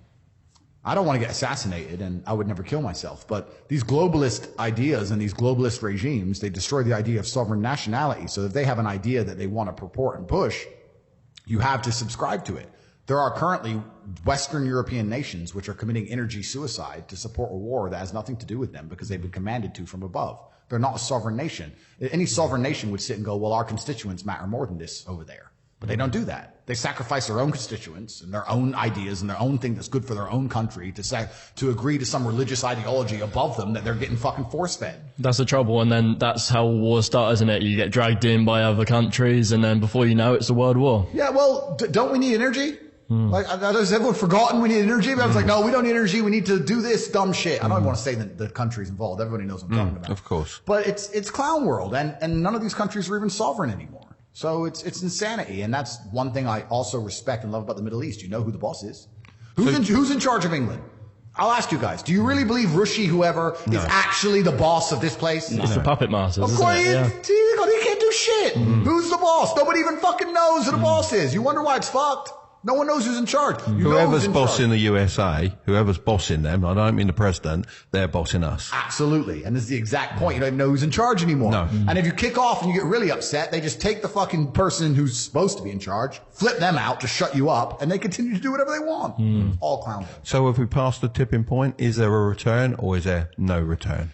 Well, God has a plan. The universe has a plan. The world is cyclical. You can't be in charge forever.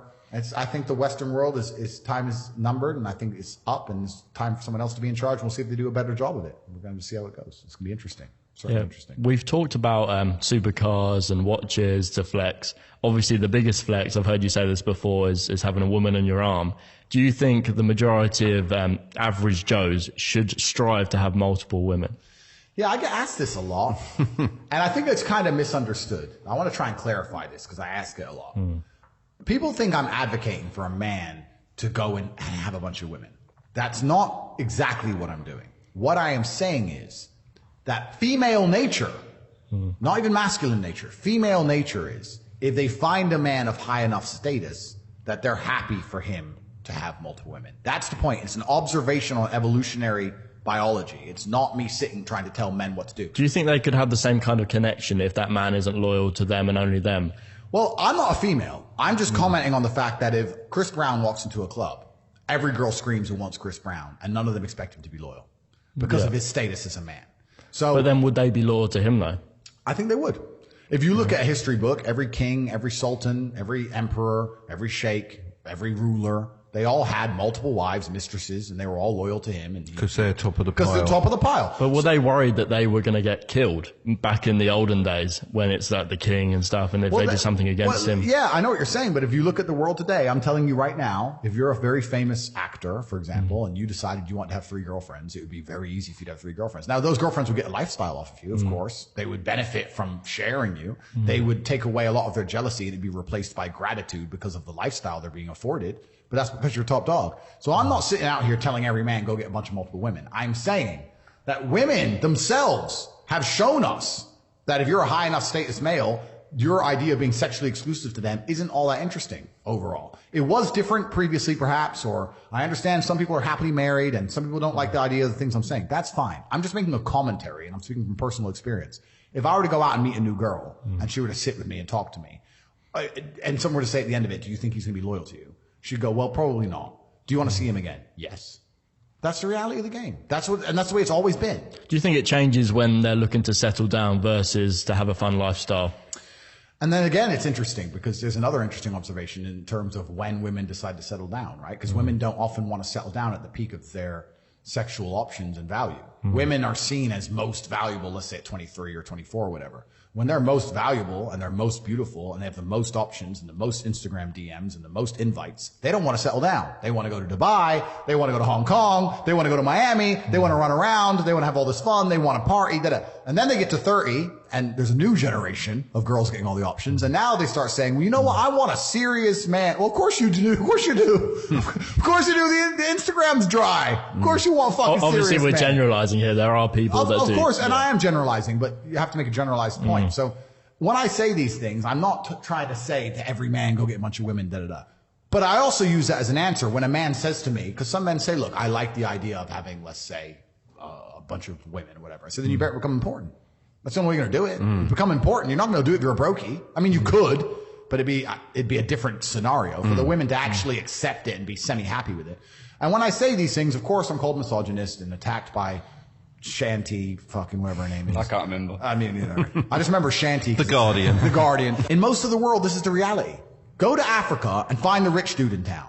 He has wives. Go to the Middle East, find a rich dude. He has wives. Go to Russia and find a billionaire. He has his wife and he has his mistresses. Like, this is just the way the world is. I don't know why everyone's afraid to just say it. In the Western world, we have this fake veil of absolute moral superiority and we're better than everyone else and da-da-da. But if you actually hung around enough billionaires like I have, and you've been around enough rich, important people in private scenarios, you will soon see that everyone does the same thing. Just in the West, they fucking lie. And everywhere else, they can be honest about it. It's always been the way. It's only over here we're like, no, never, no. It's a clown world. I don't know. I think there's something special about monogamy and being with one person versus then seeing other people and breaking that bond. I understand that. And that's the great thing about life, because we're all individuals and we all get to make our own choices. And we can do whatever we want to do. And if I or you or anyone wants to be monogamous, we're allowed to be, and we can be. That's fantastic. My observation is that a woman expects monogamy or expects sexual exclusivity of a certain class of man, and you can get to a critical point, a higher echelon where she doesn't cross her mind.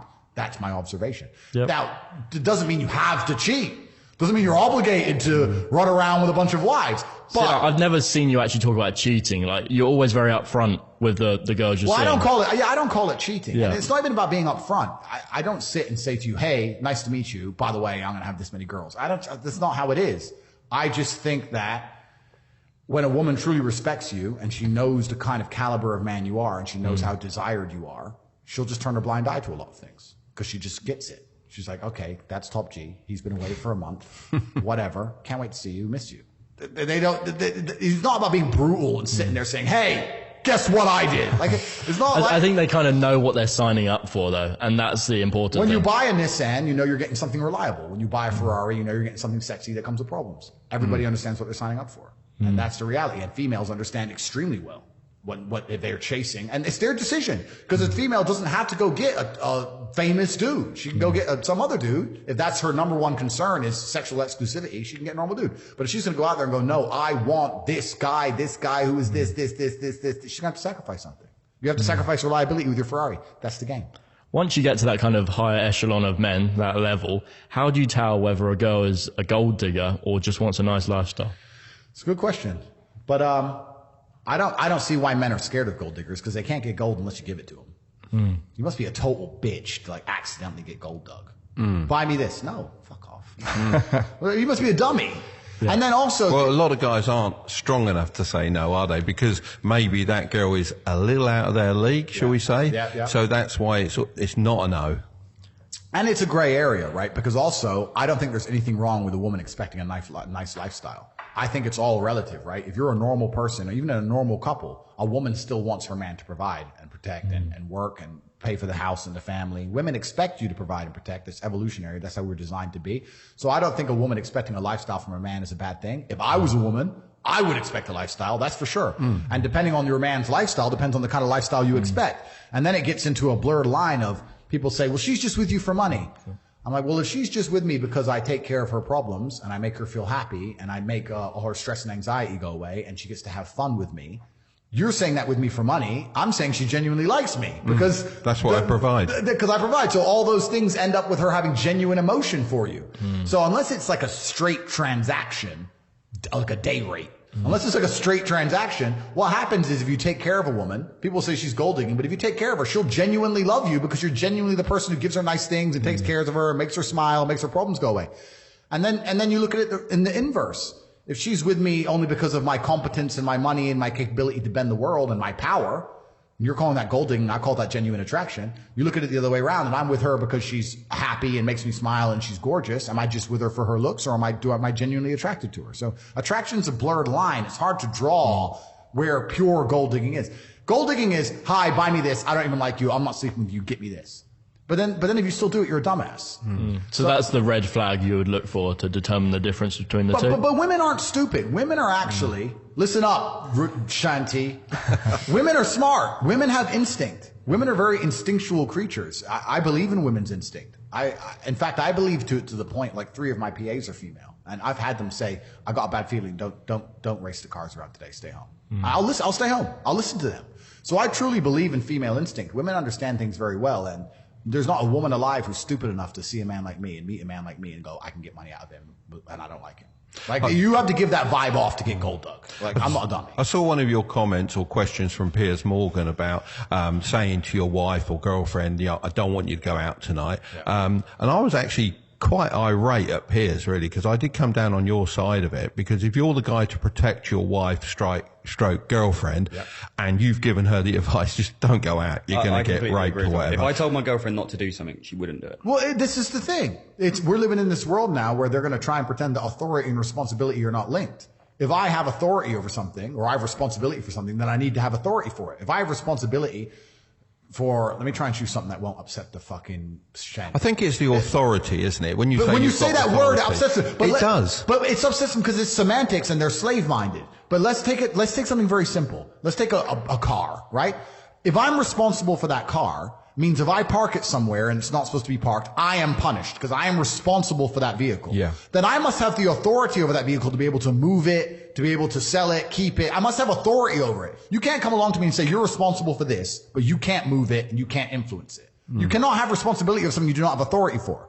The captain of a ship, the reason he's responsible for the ship and he has to go down with the ship is because he has authority on the ship. Everything that happens on the ship is because of him.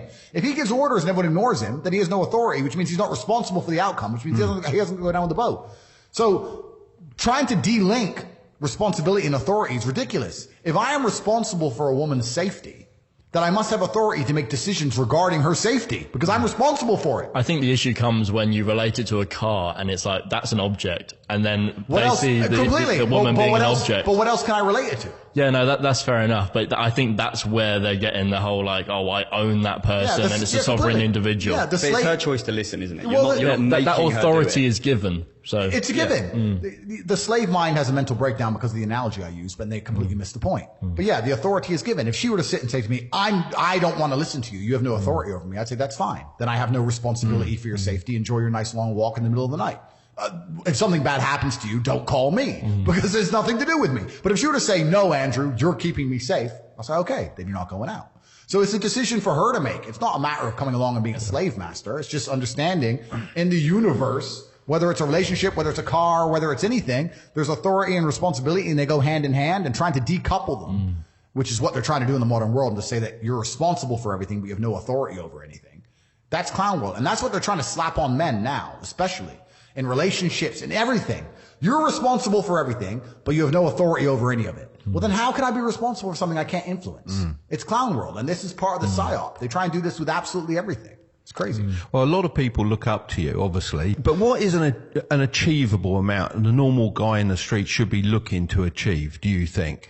On a salary basis? Yeah, and that's a good question. I truthfully believe that the universe is a very giving place. And I don't want to sound, airy-fairy, but I truthfully believe the universe is a giving place, and that if you actually really want something, you can have it. How much you want is how much you're prepared to sacrifice. So if you want $500,000 a year, you can definitely make that. And that level of stress you'll absorb for that money and the amount of headache you'll go through, if that's the amount you're prepared to accept for a happy life, you'll have it. Do you think anyone can do that, though? I think that you have to pre-decide, right? So even my level of wealth comes with enormous stress. Governments are after me. Like most people are not mentally prepared for the bullshit I go through. So the number one factor that's going to decide how successful you are as a person is your ability to absorb stress, your stress level. The better you are at dealing with stress, the more problems you can fix, the more money you're going to make. So you have to decide where on that scale, because you could just be homeless and have no stress. You could just, you could be a brokey and be on the dole and just, I'm broke, but nothing really troubles me. So you have to decide on that level where you want, how much stress you can possibly absorb as a man. And then if you truly want that level, you're going to get it. I believe any man can make anything they want, depending. Any one of you here, I have no idea how much money you're making, but if you were to say, you know what, I'm throwing away my relationship, I'm throwing away my social life, and I'm going ham, I'm going nuts, and I don't care what they do to me, I'm gonna go and I'm gonna make it. You'd make a bunch of money, but there's a bunch of garbage that comes with it. So you have to decide, right? So I think it's a conscious decision. Anybody can be as rich as they want to be. That's the true thing about it. And you don't think there's a level of intellect that's needed there? So then we talk about the three things that hold people back. I believe there's only 3 reasons people are not rich. One of 3 reasons. They're either stupid, arrogant, or lazy. Stupid is actually the smallest category. People think, oh, you know, there's a lot of stupid people. There are, but I know a lot of stupid people with a lot of money, right? There's so much money in the world. To be too stupid to generate money, I think is less than 5% of the population who are genuinely too dumb to ever make a good wage. Then you have arrogant and lazy, and these are the 2 most common. Lazy because people just, oh, you know, but I need time to myself. Oh, you know, but it's the evening. Or, you know, it's hyper competitive. There are people who do not need times to themselves. There are people, there's an Indian in Islam, or there's a guy in Islamabad who'll do your job online for $3 an hour and he doesn't sleep. You're going to lose, right? So if you're going to be lazy in any regard, you have to understand there are people like me who are billionaires who work 18 hours a day. When I finish this, I get into my car and I open my laptop and I work on my way to my next appointment. And then I'm going to work all night until the day I go. When I go to sleep, I close my laptop and I'm asleep a minute later. I work. That's all I do. So when you're on your yacht, do you class that as work? Because I think a lot of people think work has to be in an office, sitting down on a computer. Well, for me it is, because we have a film crew and we're filming and it's all being documented, and I'm doing my normal job at the same time. And then this is work as well. Absolutely. So this is just my job. So lazy is a big problem because people go, oh, but I just want to relax. If you just want to relax, that's fine. But you're competing against people who just don't want to relax, and you're going to lose. And the last, and I'd say that's around, a lot of people have that element to them. A lot of people are lazy. That's about 50% of people. But the main reason people are not rich is because they are arrogant. 50% of people are brutally arrogant. And I'll give you an example. I have a school where I teach people how to make money online. It's called The Real World. It was called Hustlers University. It's now called The Real World. TheRealWorld.ai. You can see it at CobraTake.com. I sit here as a billionaire, and I sit and say, I will teach you how to make money online. Anybody. 18 modern wealth creation methods. It's $49 a month, and I will teach you. And people will sit there in their brutal arrogance and as a brokey with no money and go, yeah, but can he really teach me? I have everything you've ever fucking dreamed of. I have all the money. You have nothing. And you're so arrogant that you believe you know more than me, or that you can do it without me, or that I don't know how to teach you. The arrogance of people is truly mind-bending. If you know so much, why are you broke? You obviously don't know. If I want to learn how to box, I wouldn't walk into a boxing gym, find a guy who can box and go, yeah, you know, not bad, but can he really punch? Like, this is how people think when it comes to money. You guys are all successful enough. You can sit there and say, look, I do X, Y, Z. I have X, Y, Z. You don't have it. So do you want to learn how to play piano from the piano teacher, or do you want to sit there as an arrogant brokey? Most people are brutally arrogant, and you can sit there and you can try and help them, and they're just so arrogant. They think, oh, I can do it myself, or I'll work it out myself. I don't need help. And it's arrogance, and it keeps them at the bottom. Everything great that's happened to me in my life, someone taught me. I had a kickboxing coach. My dad was my chess coach. You get taught things. To sit there and think you're too good to learn, well, this is the problem. Most people are broke. Most people are broke because they're arrogant, bro. It's the truth. It's nothing to do with how stupid they are. They're just arrogant people. How did you seek out those mentors? You talked about your dad teaching you chess and everything. So how did you find the other people in your life? Because not everyone has a father figure. Yeah, that's true. And I found my kickboxing coach to a degree by accident. But I've always been a person who's been looking for absolute competence in the people around me. It's just mind-bending to me that people are walking through this world without understanding a very simple life hack. If I wake up and I want to learn how to bake cupcakes, my instant reaction is, who can bake cupcakes?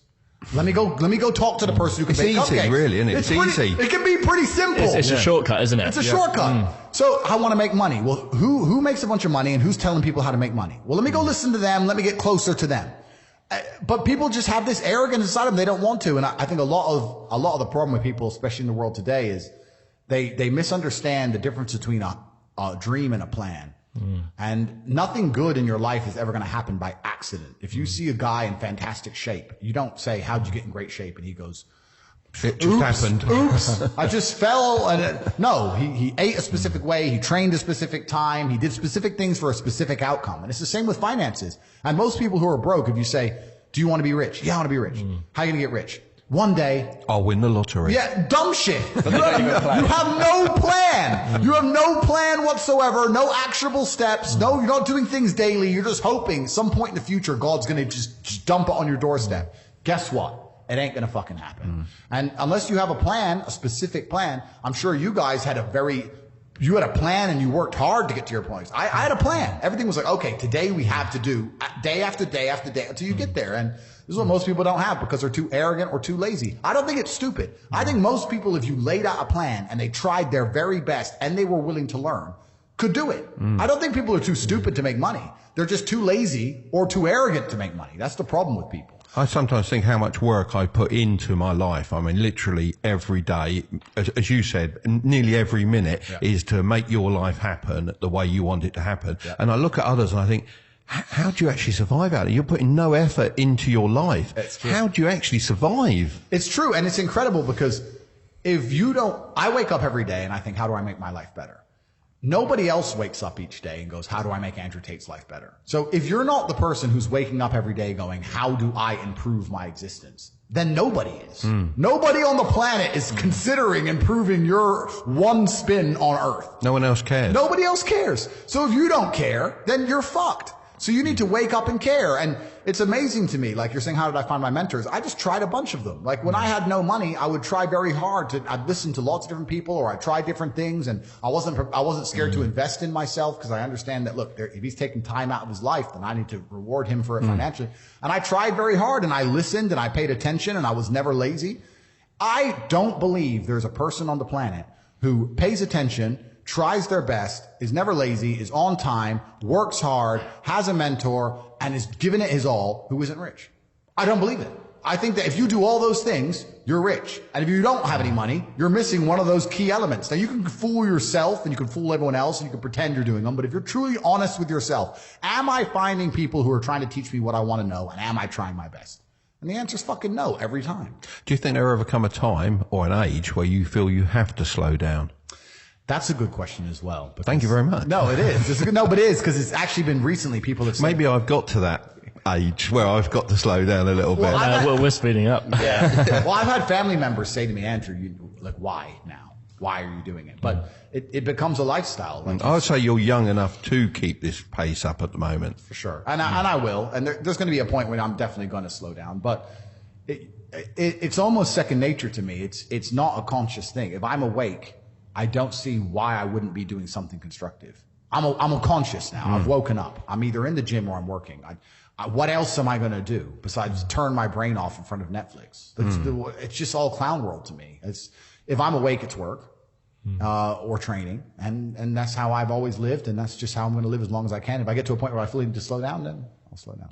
So you talked about dreams and plans and how they're different. How does someone, I feel like there's a mental barrier in between actually taking action and finding the mentors and stuff. How do you break that barrier? Is that through watching like your content online?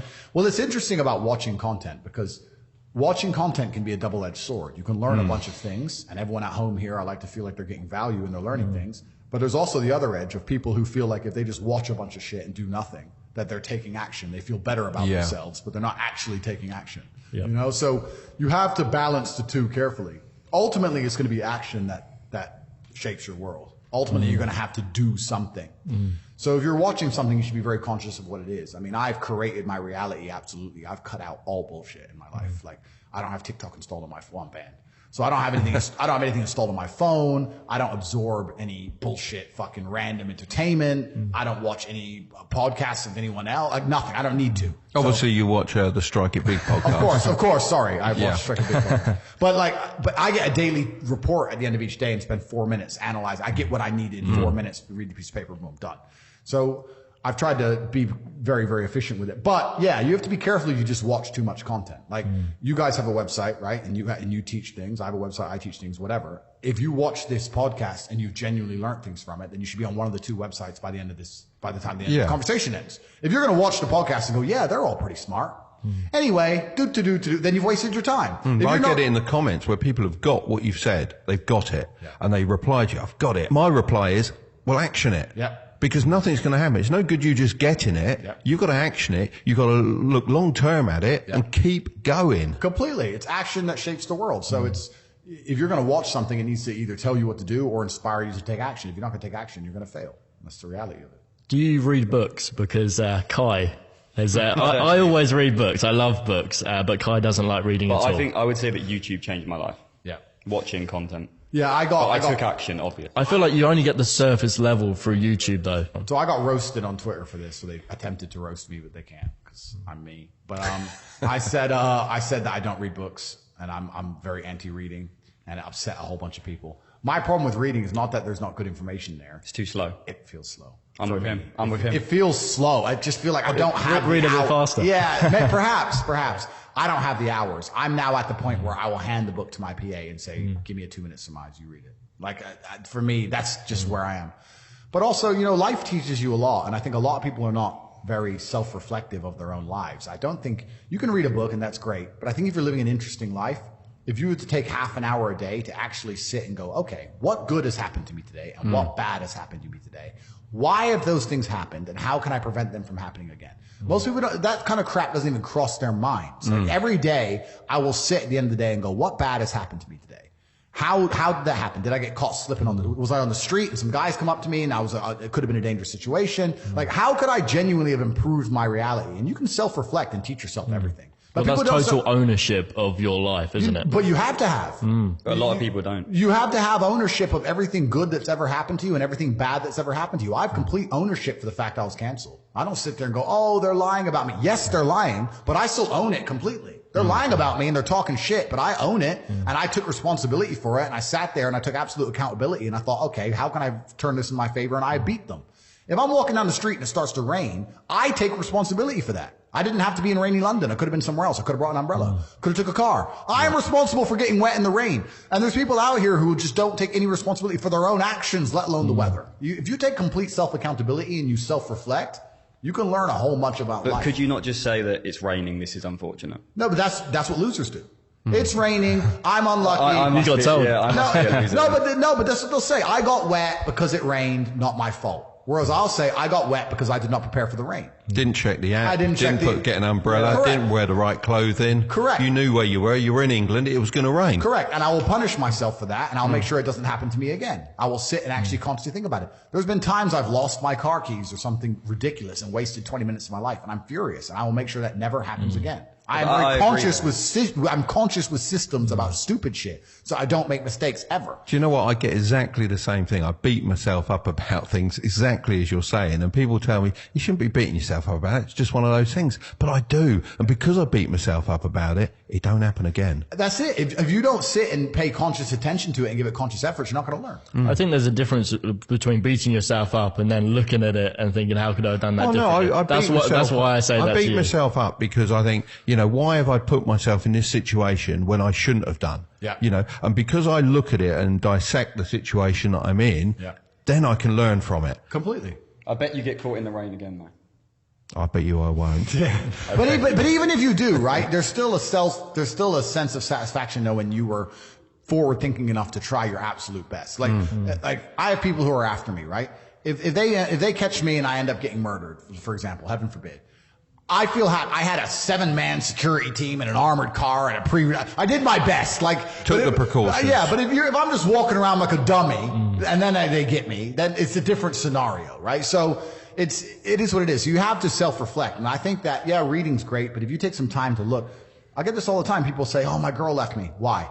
Oh, no, she just left. What do you mean you don't fucking know? Think about it. Why did she leave you? Oh, because she wanted If you think long enough, you'll realize it's because of you. You were not important enough to make her not want to leave. You can sit and say what she did and what she wanted, blah, blah, blah. It's because you couldn't keep her. Because I could have kept her, so you couldn't. So it's your fault. And you're not self-reflecting. And then you're going to go into your next relationship. And because you didn't self-reflect and you haven't grown, you haven't done anything, guess what's going to happen?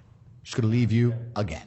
So someone else that isn't taking full responsibility for his actions is Sam Bankman-Fried, with the whole FTX situation. What are your thoughts on that and crypto? That was a good segue, wasn't it? Brilliant. That was smooth. Smooth, yeah. Smooth. Smooth, eh? What, has he been arrested? Hasn't he been arrested He's now? been arrested, yeah, on multiple counts. Well, I was thinking he only donated $40 million to the Democrats and it looked like he was above the law. I was like, for $40 million to have absolute diplomatic impunity, I'll send my $40 million check right now. Yeah. So, I think he donated to both parties, didn't he? Republic. It was Democrat. But he did one, dark, so they didn't know about it, apparently. Perhaps.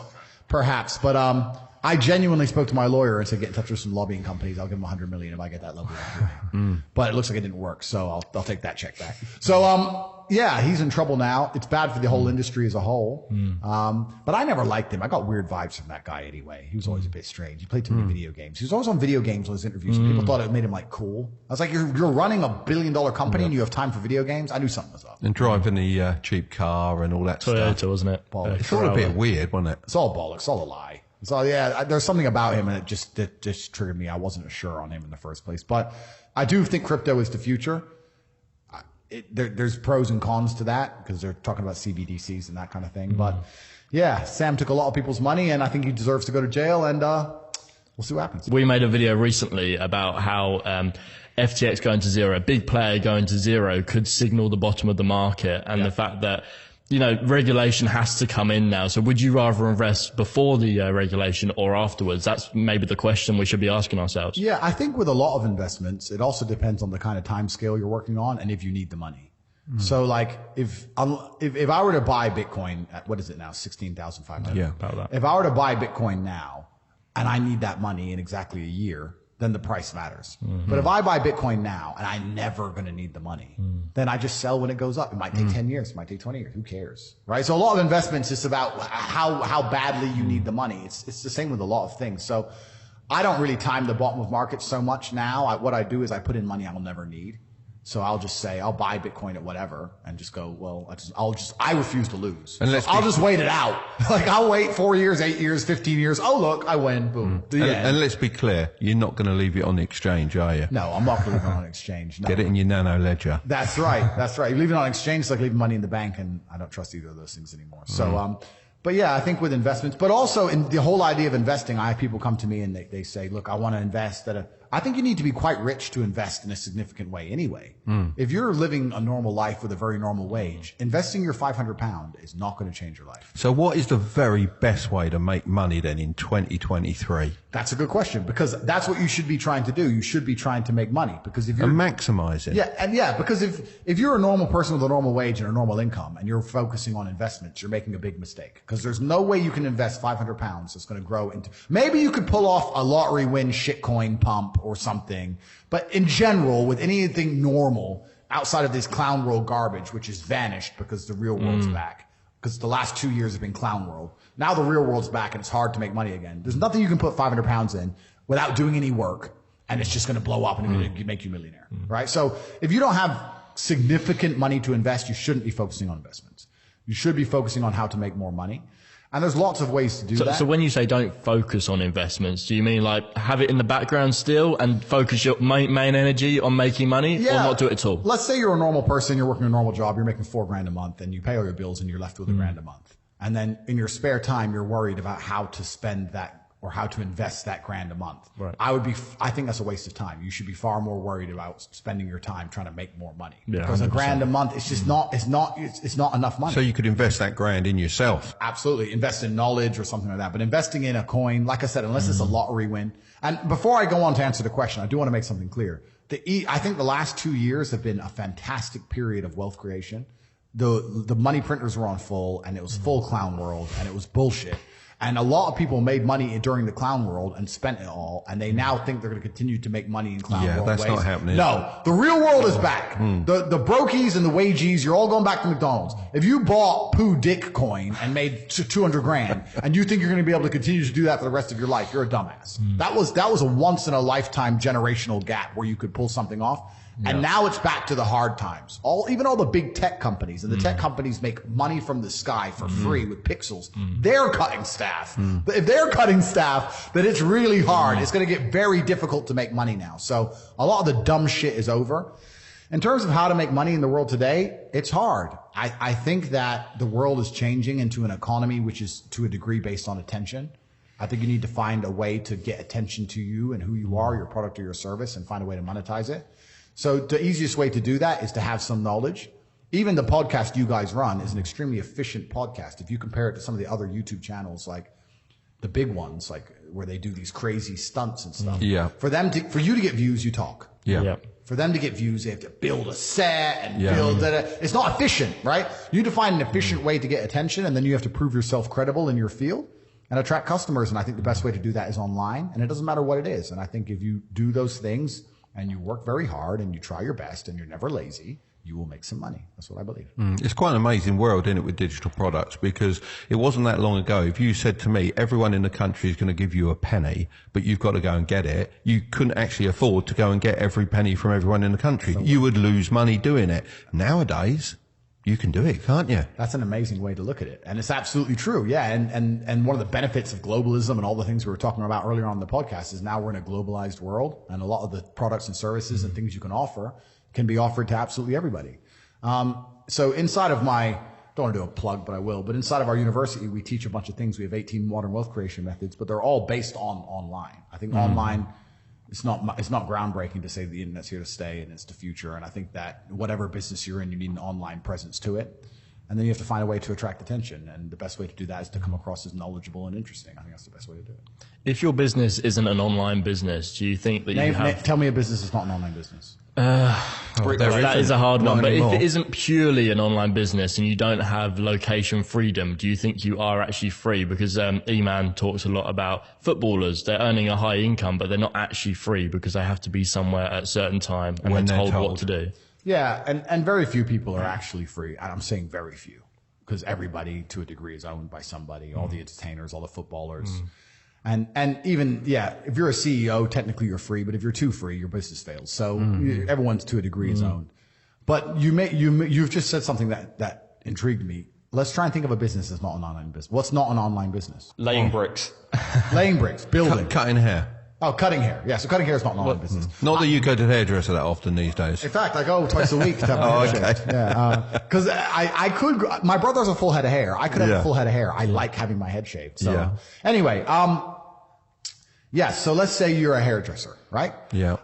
You're a hairdresser and you cut hair. Then Can I just hold you a second? Do you want to change the SD card on the main camera? Change it. I'll get another coffee. It's good. Right, we're back in the room. We are back. Yep. All right, cutting hair, right? Yeah. So, online businesses, cutting hair. Yes, cutting hair, you're right. That was great. Hang on, let's go. That was so bad. You can just take it off and then I'll cut it in.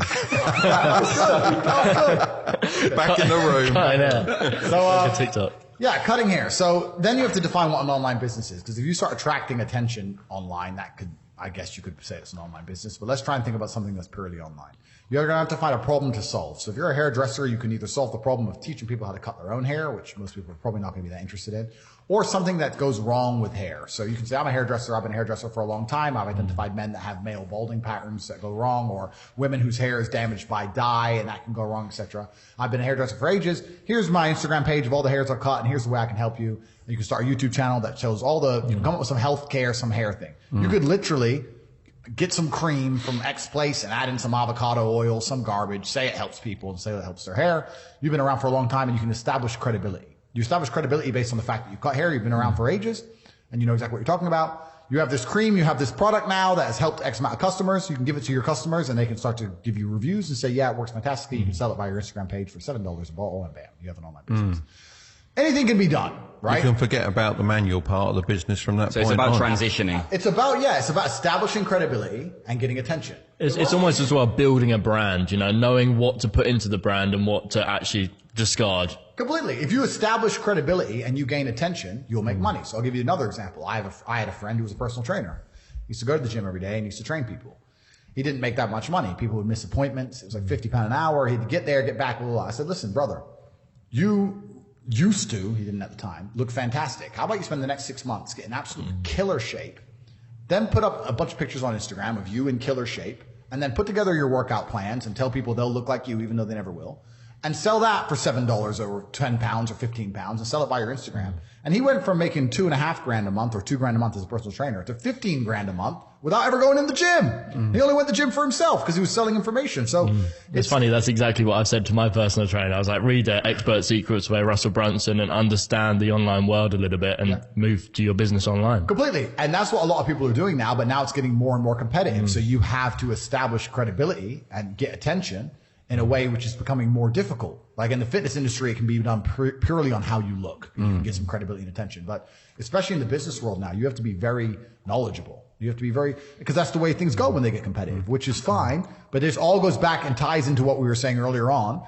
If you're not trying your best and working hard and paying attention, then you're going to get wrecked. Another thing I will say to people at home, and I've said this before, every single time I ever spend money, I pay attention to why I spent money. And that gives you a lot of information and a lot of knowledge when it comes to sales and marketing. If I go and I buy some clothes, I am conscious about why did I choose this store instead of that store or that store? What were they doing better? Correct. Is it the branding? Do I know them? Am I familiar with them? Is it because there was no line? Is it because they had a brighter sign? What was it? Oh, there's a line there. There's no line here. So in my physical businesses, which I have in Romania, I have this thing with the staff. I said, there can never be a line. Faster.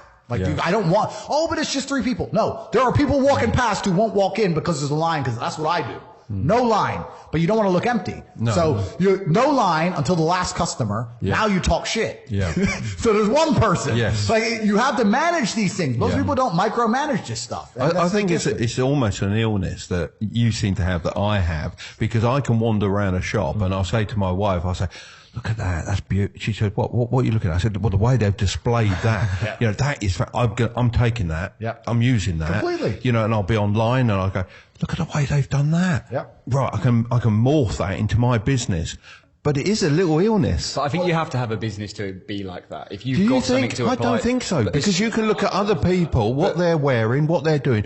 That's why they're standing out. Right, I've got to get that. How do I get that? You either have to have a business or a role model, because I remember walking around with Dad and he was like that, and then I took that on. Before I started business, I didn't care about any of that stuff. I'd just be working for a wage, not caring about nothing. But then you discovered Mark Tilbury on YouTube. As soon as I started a business, every advertisement, everything, I'd just look at it. Why are they doing it like that? And you just analyse it. Exactly. It's a free lesson. You don't have to reinvent the wheel. No. You have to pay attention to seeing people who are doing things and if they work and how they work. And you're completely and utterly correct. And you should do that all the time. Every time you spend money, you should work out how they convinced you to spend money. I had a friend who used to run these radio controlled cars at these model events. And he said, I can't make enough money. I said, of course you can. He said, no, I can't. I said, well, let me re-engineer your business doing this over a weekend. I say, so what's the setup? He said, it's 5 minutes for £1 or whatever it was. I said, right, we'll charge double that and it's £2 a go. No one knows how long this go is, right? Let the queue build a little bit, but as it builds, they get less time. It's how fun fairs have worked for years. Smart. Years. Smart. You're right. He made loads of money. Of course, you're right. You nailed it. Absolutely. And that's how things work. And it's simple things. Like I have a few physical companies, I have a few physical businesses, and it can be a simple matter of, depending on, in the business districts where there's men in suits, I have a pretty girl who's a waitress and she works there. The difference that will make to a bottom line is the dude going and flirting with this chick every lunchtime. You'd be amazed. But people don't think about these things. But even if you don't have a business, if you pay enough attention to these kind of things, you'll get business ideas. It'll inspire you. You go, you know what? If you start to really do it, you'll be around, and after a few months, you go, you know what? I can do this better than they're doing it. Because I'll take in that aspect, and they're making mistakes. I can do this better. And that's how you do it. It's all in the details. It's all in the details. That's life, right? Absolutely. What percentage of your income would you say is disposable? So I'm now at a point where, and my attitude to money, I want to make something clear, is relatively unhealthy. I have no respect for money. There are people who are much smarter with money than me. I don't have any respect for money at all. I don't believe in saving money. And I think a lot of that is down to I'm not advocating people to be like this. It's my life philosophy and the fact that I don't live in any realm of fear at all. I can't imagine myself not being able to make more. I can't ever be poor. And if I wanted something now that took every penny of my net worth, then I would buy it because I want it. I don't care. I don't think, I've got to have a safety net. I don't give a shit about money that way. I'm a bit of a believer in a safety net, I'm afraid to say. No, it's good. It's good. Yeah, I know I'm wrong. I know I'm wrong on this one. It is good to have a safety net, and it is good to have a healthier respect for money. I have no respect for money. I mean, my safety net, I don't ever intend to use it in any way, shape or form, and it's a sizable amount of money, but that's my safety net. I don't need it. I can make it again. I can make more. It doesn't matter. Completely. And I have a safety net by accident because I haven't spent all my money, but I have never sat and thought I want something and that's too much. I'll give you an example. I have an 812 Superfast, a Ferrari. I love it very much. They've released very nice. Yeah, they've released the 812 Superfast Competition. They've released the competition version. Instead of 400 grand, it's 1.6 million, which is a big difference for a bit of a body kit. And I want one in Europe and I want one in Dubai, so I bought two. So I bought $3.2 million of Ferraris. Should I have done that? Well, yeah, I can. But my point is I'm happy to just spend money. Don't give a shit, right? But that's down to my faith in myself. So when you're asking how much of my income is disposable, in my mind, all of it. I don't give a shit. I have a lot of money left because I can't possibly spend it, but I'm happy to spend all my money. What really matters are the systems you build, the robust systems. If you have a robust system that's guaranteed to pay you $50,000 a day, and it always will, and you have faith in it, and you're working hard and you're on top of it, and it's going to pay you at 9 a.m. every morning 50 grand, you can spend 50 grand a day if you wanted to. You know, you may not want to, but you could. So for me, all of my money is disposable. So how much would you say you spend in a year? So let's take 2022. How much do you spend on yourself in 2022? On myself. That's a good question. But then it gets gray. It gets gray. But you know what I mean yourself. Like the cars are for yourself. Yeah. Yeah. I'd say I spend £1 million or $1 million a month. And then that probably doesn't include big purchases. So about $1 million a month, but then there's big purchases outside. No, so we're getting to about 25 mil this year then. Yeah, something like that. Get in. Yeah. I spend a lot of money, but I've explained my life. My life is as crazy as a life can possibly be lived. But that craziness in your life also then creates money. Well, exactly. And it's the cycle, and it all feeds back into each other. But I don't ever sit and concern myself with, am I spending too much? If I thought I was spending too much, I would simply find a way to make more money. And a lot of people talk about efficiency as well. I've had people talk about working smart, not hard. That is true. But I believe that you need to fill your day with all of the hard work first. I think that working smart is a matter of being more efficient with all the time you should spend working. If you sit there and go, I want to work smart, not hard, so I work an hour a day, well, then you're still lazy. You should work smart and hard and do 15 smart hours a day. That's how you win. So, and there's always endless work to do. The other thing I will say to people is you can always find work. I've had a lot of people say, well, there's no work to do. Yes, there is. You can find work to do. This podcast, by the time it's completed, you could make individual TikToks and put them on TikTok. And with a slightly different edit for the next 10 years if you wanted to. I understand all the accounts. There's endless work to do. You have to find the work. And even if each TikTok gets one view, one at a time, people hear about the podcast. There's no such thing as no work to do. Yeah. So you have to wake up and find the work to do and do it and just say, you know what, this is all I'm going to do. And a lot of it as well, if I'm giving advice to people, comes from constructing a life around you. Because people say, well, I don't want to work all the time. I have no social life. My social life's work. My best friends and me run our companies. We have the most fun in the office working. That's our fun, right? And my woman's there and she's making us coffee. My relationships work. It's all work. Like it's all done. So I don't have to separate things and compete against each other. Like that makes you ultra competitive. But yeah, I think all of my income's disposable and I have no respect for money. Money for me is a tool. And I use it to get whatever I want and bend the world. So why do you think that's an unhealthy Because when I say that, there's going to be some brokey who spends all his money. And I think also you remember where you've come from as well. There's always, because for me, there's always that in the back of my mind. In fact, I'd say I struggle to get over the fact that I've come from very little and I struggle to spend what I probably should. Yeah, it's part of that. And I don't want to encourage people at home to be completely financially irresponsible because even though I spend a lot of money, I do still spend it on I spend it on a lifestyle, but there's still a lot of assets I buy and I spend a lot. I don't just spunk it all on gambling or something completely ridiculous. You shouldn't fear money. I think there's a lot of people who are very scared with money and they hold on to it and they're very fearful with it. And they say scared money doesn't make money and scared people don't conquer the world. And I mean, if someone were to go to your website and decide to sign up, I don't even know how much your products cost or whatever you're selling. We don't sell a single product. Okay. We don't sell. We try and give free advice to help, as many people level up as possible. Amazing. It's a similar, Yeah, beautiful. Yeah. Well, then I'll talk about myself, right? So there are people who will look at my online school and they'll go, that's $49 a month. And they're scared. And I'll sit and say, you're so fearful over $49 a month, your chances of getting rich are absolutely zero.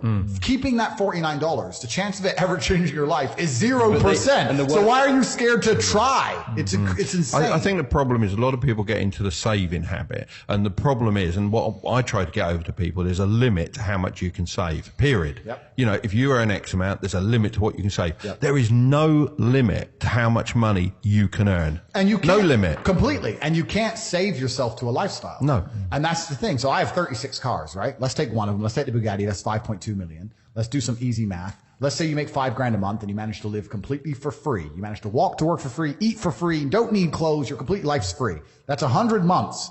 How 100 divided by 12, that's 70 something years. You need to work and save for 70 years to afford one of my 36 cars in one of my 7 houses. You can't save yourself to the top. No. You can only earn your way to the top. So the idea of saving money, a safety net, knowing that you can have peace of mind, taking care of your family or your children, all that I understand. But truthfully, your goal when you wake up shouldn't be like, how do I save more money? That's scared. That's fearful. The universe and God does not reward fearful people or cowardice. There's a degree of cowardice in how do I save more, as opposed to the opposite. Well, I'll just go take more. I'll just go make more. I'll just go make more. If it costs me $400,000 to go see Dan Bilzerian, fine. I'll just go make more money. And it's that attitude. It's that entrepreneurial spirit. It's the abundance mindset. It's the abundance mindset. So money for me is a tool, and I get whatever I want. I went shopping in London 2 days ago. I spent, and me and Tristan sat and talked about it, because the coolest thing about being rich is talking about when you were broke. It's the funnest thing. In fact, I'm glad I wasn't born rich, because if I didn't have that, being rich would be boring in many ways. Yeah. It's only funny because you can talk about the olden days. 100%. So me and Tristan just spent $350,000 on Christmas presents, right? Lovely. Yeah.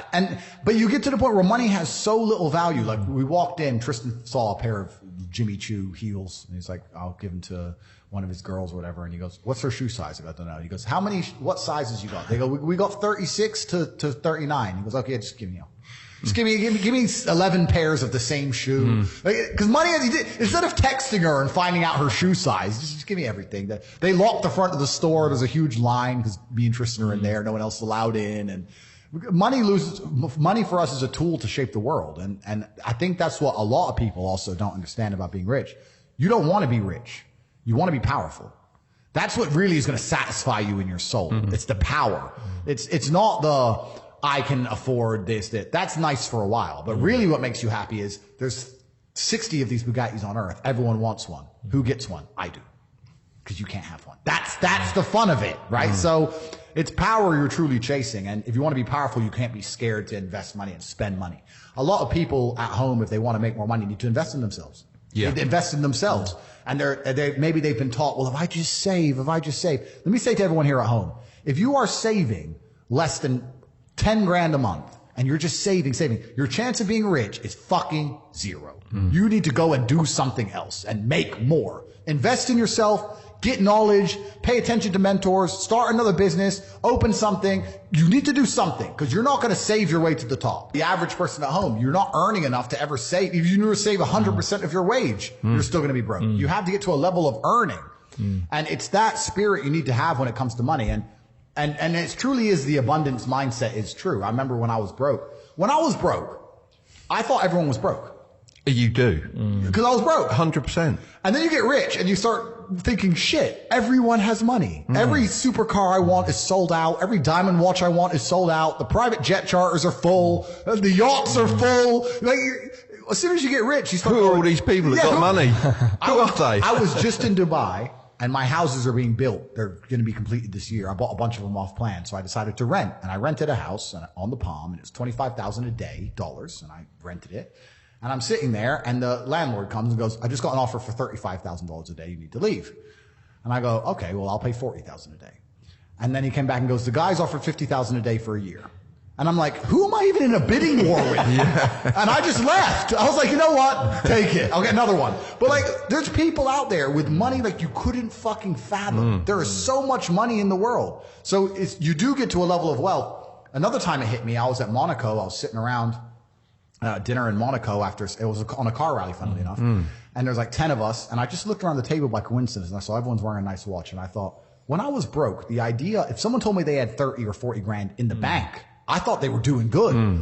Now I'm sitting at a table, everyone's wearing $100,000 watch. Nobody gives a fuck. It's just like, there's levels to the game. And when you get up to the top, you realize there's money everywhere. The abundance mindset, there are so many rich people. So if you're not where you want to be financially, I hope this pisses you off, because I'm telling you to annoy you, that you're sitting there struggling to pay your bills. There are people out there making so much money you couldn't possibly fathom, who have anything they want all of the time. And you may sit there and go, oh, but they're miserable. A lot of them aren't. Trust me. They're having a great time. So you need to make a bunch more money, because there's money everywhere. What do you think of Monaco? Because that's really, in a way, the old Dubai, but it's fighting back a little bit. Yeah, it was the old Dubai, but I think people are losing faith in it. Really? Yeah, okay. I think because it's so restricted in size, isn't it? It's restricted in size, and also I think because obviously they have heavy influence in the European Union and France. They pretend they don't, but they do. And I think for a lot of nationalities, it's still scary to put your money there. Yeah. Dubai is safe for everybody. Dubai does not discriminate. If you come and you obey our laws, and you obey our rules, and you respect our religion and respect our society, everybody is welcome. And that's how a country should be. It's actually truly beautiful that Dubai is, United Arab Emirates as a whole, I think it's 80% of people are immigrants. Think about it. They have It's amazing, isn't it? 80% immigration with no crime, no homelessness, no drugs. And immigration's a good thing and seen as a good thing, obviously. But it's a good thing because people respect the country. This is what the problem the West has. If you walk into somebody's house and it's a shithole, you're not going to be worried about taking your cup away because the place is a shithole. But if you walk in and it's pristine, you're going to pick up your cup when you go to the bathroom, right? So you can say, where's the coaster? Completely. You know. So because no one respects this place, people just turn up and just abuse it. Whereas everybody respects the UAE, which is why immigration's been so fantastic. Well, we'd like to come out and see you when you're out there as well. So we'll drop you the nod when we're out there. Yeah, I was looking forward to January. As much as it's a pleasure to have you here, I was looking forward to January for sure. There should be room in the villa. We'll be okay. Sounds good. That'd be awesome. Do you think it's a good idea to set such high goals, particularly for the average Joe? Yeah. Because what we find is quite often they set these goals and they fall short, and then they, I don't want to say the word feel depressed, but they feel that they're not able to get there. Yeah. I mean, social media and the world as a whole is now setting unrealistic goals for people, whether they like it or not. Because it's everyone's airbrush lifestyle. Completely. It's very hard now to be a man in the world and not have unrealistic expectations. If you're anywhere on the internet, you're seeing a whole bunch of crypto 19-year-olds pushing fucking cars and doing all this shit. So yeah, your expectations are going to be ridiculously high. So I think people who get demotivated because they don't quite hit where they want to get just need to be more realistic about it. And like I said, you need to get a piece of paper or understand on a scale of 1 to 10 and say, how stressed do I want to be? How much pressure do I want to feel like I'm under? How much can I take? And be honest with yourself. I know I can handle it. I'm a professional. I've had 87 professional world champion fights. I've been there. I've been in the dressing room about to go fight a dude who just killed his last opponent. Like I understand pressure. Most people don't. So you have to sit and go, how much pressure can I really take? Between 1 and 10. Well, let's say it's a 6 or a 7. Okay. And then you need to work out an income that reflects that. And that should be your goal and be happy with it. People sit there and go, yeah, I want to be as rich as Tate. I want to be top cheetah. Most of you, the reason you're not here is because you couldn't do it. I could hand my life over to a bunch of people, even as it is completed. And they couldn't do it. They couldn't live it. They couldn't live it. They just fucking Is that because they want that safety net as well? Do you think that's an aspect that allows you to push to the level you have? Well, there's equal and opposite forces in the world. Everybody wants the glitz and glamour. Nobody wants equal and opposite force. Like, there's no such thing as, okay, there's a whole bunch of good with the fame. There's a whole bunch of bad with the fame. There's a whole bunch of good with the money. There's a whole bunch of bad with the money. So that's how it goes. I wanted this life. This is exactly what I want. It makes me happy. But there's a whole bunch of people who would not be happy in my position just because of the amount of pressure they're under. In my last cancellation, we had press trying to find my mother, family members doxxed. My last 20 ex-girlfriends called and offered a bribe, effectively 100,000 pounds to do a negative story on me. None of them turned. Bank accounts frozen, travel bans, all my social media is deleted, all over the news, national news that I'm evil, press releases in the schools saying that I'm bad for young men and I'm misogynistic. Like, most people are not prepared for that level of pressure. I slept fine. Most people would be like, whoa. There are death threats. Like, most people can't handle that. I can handle it fine. Most can't. You have to decide what you want to deal with. So when you're setting your expectations, it shouldn't just be about how much money you want to make. It's truly about how stressed and how much pressure do I want to be under. I actually enjoy it.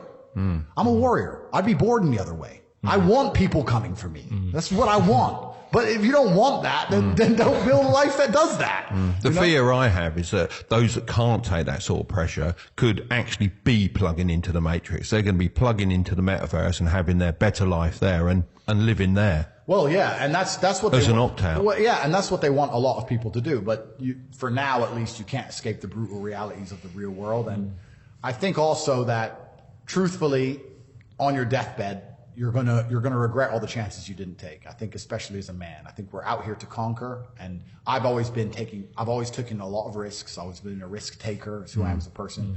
No death,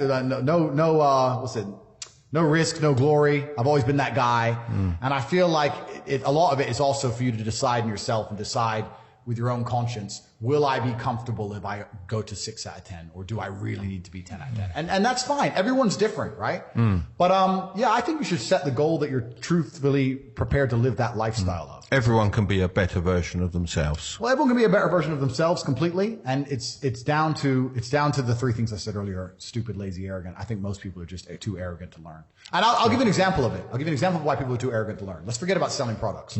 On my website, CobraTate.com, I have an email list. It's completely and utterly free. I am a billionaire. I'm sitting here telling people how to make money. Anyone who's listening to this is watching, and they obviously find me entertaining. They find you entertaining. They understand we're knowledgeable. I will tell you how to make money, and I will give you knowledge and advice via email for free each day. There are people who will sit and watch this knowing that and still not sign up. Explain that to me. They're like, how could you sit and go, this guy's smart, he's entertaining, he knows things, he has a free email list. I am too lazy to type in or arrogant to sign up for free. It takes 6 seconds. And they still won't do it. Of the 1 million people who watch this, half of them will sign up and half of them won't. And the half that don't will still be like, I'll get rich one day. No, you fucking won't. You're a dumbass. So if a man isn't rich, can they be deemed as successful? Completely. You have to decide. Yeah, it depends. There are people who are dedicated to surfing, and they live in a tent in Bali, and they surf every day. And love every minute of it. And they smile. That's fantastic. You have to decide what you want in life. I wanted to conquer the world. And if you're going to conquer the world in the modern society we live in, that's going to be a fiscal conquer. That's what you're going to do. You're going to make a bunch of money. How else are you going to conquer the world? That's what I wanted. You have to decide what you want. And it's different folks for different strokes, and it takes a lot of different kind of people to make the world go round. But if you truly want to conquer the world, you're going to end up wanting a bunch of money because that's the way to do it. That's the way to do it. So you have to decide the life you want to live, right? So if you had a teenage son, what would be the one piece of advice you'd give him to break through the matrix and achieve success in life, whatever that is for him? I'm actually genuinely worried about my children because I grew up so broke, and they're going to be so fucking rich. It is a worry, isn't it? It's a worry because you're a different man when you have no safety net. You're a different man when you have to pull it off. No, I need to. No, I literally have to pull this off. I have to roll the dice. Most men don't understand what it feels like to roll a dice and you have to get a 6. They go, what do you mean you have to? No, I have to get a 6. Yeah. Oh, but what if you don't? No, I have to get a 6. You're not understanding me. So that's extremely character building. And for that reason, I'm going to make sure that my children, another thing that comes with it, I took a bunch of risks that I would never be comfortable with my children taking, because this is the problem. You go soft, right? Yes. I was riding around on a motorcycle with no insurance, running from the cops. And yeah. I could have been splattered on the road. And I would never want my son to do that. But at the same time, I want him to be like me. Yeah. So it's difficult. It's hard. He can't go through the same lessons that you went through. Correct. And I think that's why you didn't give me everything. Yeah, it's very difficult. Yeah. Curtis has basically earned his way in life. He's done very, very well. But I wouldn't just give him everything. Absolutely not. Even down to a loan when he started his business, he needed a laptop. I said, well, you got to go and earn that money to buy that laptop. Well, he went to his nan, managed to get a loan off his nan, and I paid that back. But that's different. He's got it as a loan. He hasn't been given a handout, you know? And you need that. And you need that for a variety of reasons. One, because you won't be satisfied with yourself. If you're given a bunch of money, you're never going to be happy with money. Yeah. That's the first thing. And two, there's so many lessons that come along the way with business that you can't just skip, right? So I know exactly what you mean. But as for my teenage son, I'm going to try very hard to, he's going to have problems he needs to solve. And I think if you're a young man, even if you're not my child, if you're just any man who's out there in the world today, you need to look at some problems that need solving, either for yourself or for society, and find a way to fix them. And I think that you should just adopt some problems and try and fix them. It doesn't matter what it is. You can just try and fix the litter in your area, or you can try and get a 6-pack, or whatever you want. Men are builders. The modern world, call me misogynistic, the modern world was built by men. Every building you're in was built by men. Every road you drive on was built by men. We're builders. We build things. And that's what you should be focused on. And like I said before, if you're hardworking and you build, and I think you'll do well in life. That's what it's really about. You can't hide away from the brutal realities of work. That's it. And while we're on the subject, that's actually where these last 2 years have been pure clown world, because I've known some people who have made a bunch of money in crypto. And I've said to them, what you've just gone through, what you've just done is once in a generation, and it's completely ruined you, because normally if you make, let's say 200 grand, you have learned lessons to make that 200 grand. You've learned marketing, you've learned sales, you've learned how to manage staff, you learn how to deal with pressure, you learn how to be on time, you've learned a bunch of things. So you can continue it. So you can continue. And even if you lose all the money, you retain the lessons. 100%. What have you learned? You bought a coin, it went up. Okay, good. You have not learned a single fucking thing about how money is made, about personal development. You didn't even learn how to have a firm handshake and put on a tie. You learned nothing. You pulled it off. You made a few dollars. You've lost them now. And now the worst thing about it is you think you're too good for work. You think you're so smart now. Oh, I made it. This is the next one. You got lucky. Now you think you're too good to actually get up and grind. You think you're just going to pull it off again. Another lottery win. And you don't think you have to work very hard. And guess what's going to happen to you? You're going to end up fucking broke. Because that's not the reality of the world. That clown world shit is over. All that shit is over. We're about to get into harder times than ever. If you're sitting at home and you made a bit of money with crypto and you think, don't worry, it's going to go up again soon. You're just praying for some external force. That's not self-accountability. Sitting and watching the Bitcoin price, waiting for it to go up so you have money is not self-accountability. That's prayer. Then you might as well just do the lottery numbers. All these people who made money in this clown world, a lot of them haven't learned any lessons about the reality of Earth. And it's about to get a lot harder. Inside of my school, The Real World, we have an entire subject on attention and focus. Because a lot of kids, especially young kids now, can't even pay attention. We have to teach them from the beginning how to watch the lessons because they're too long and they can't focus. It's crazy. It's like picking up your phone all the time. Like even some of the people that work for us, you know, I want them to be focusing on their job and they're always on their phone. It's not Kai. It's a lot of other people. I know. But yeah, they're always on their phone. It's breaking their attention and they don't realize it's not the time just on their phone. It's like taking them out from it and then back into it. It takes you a bit of time to get into it. Completely. People can't even focus anymore.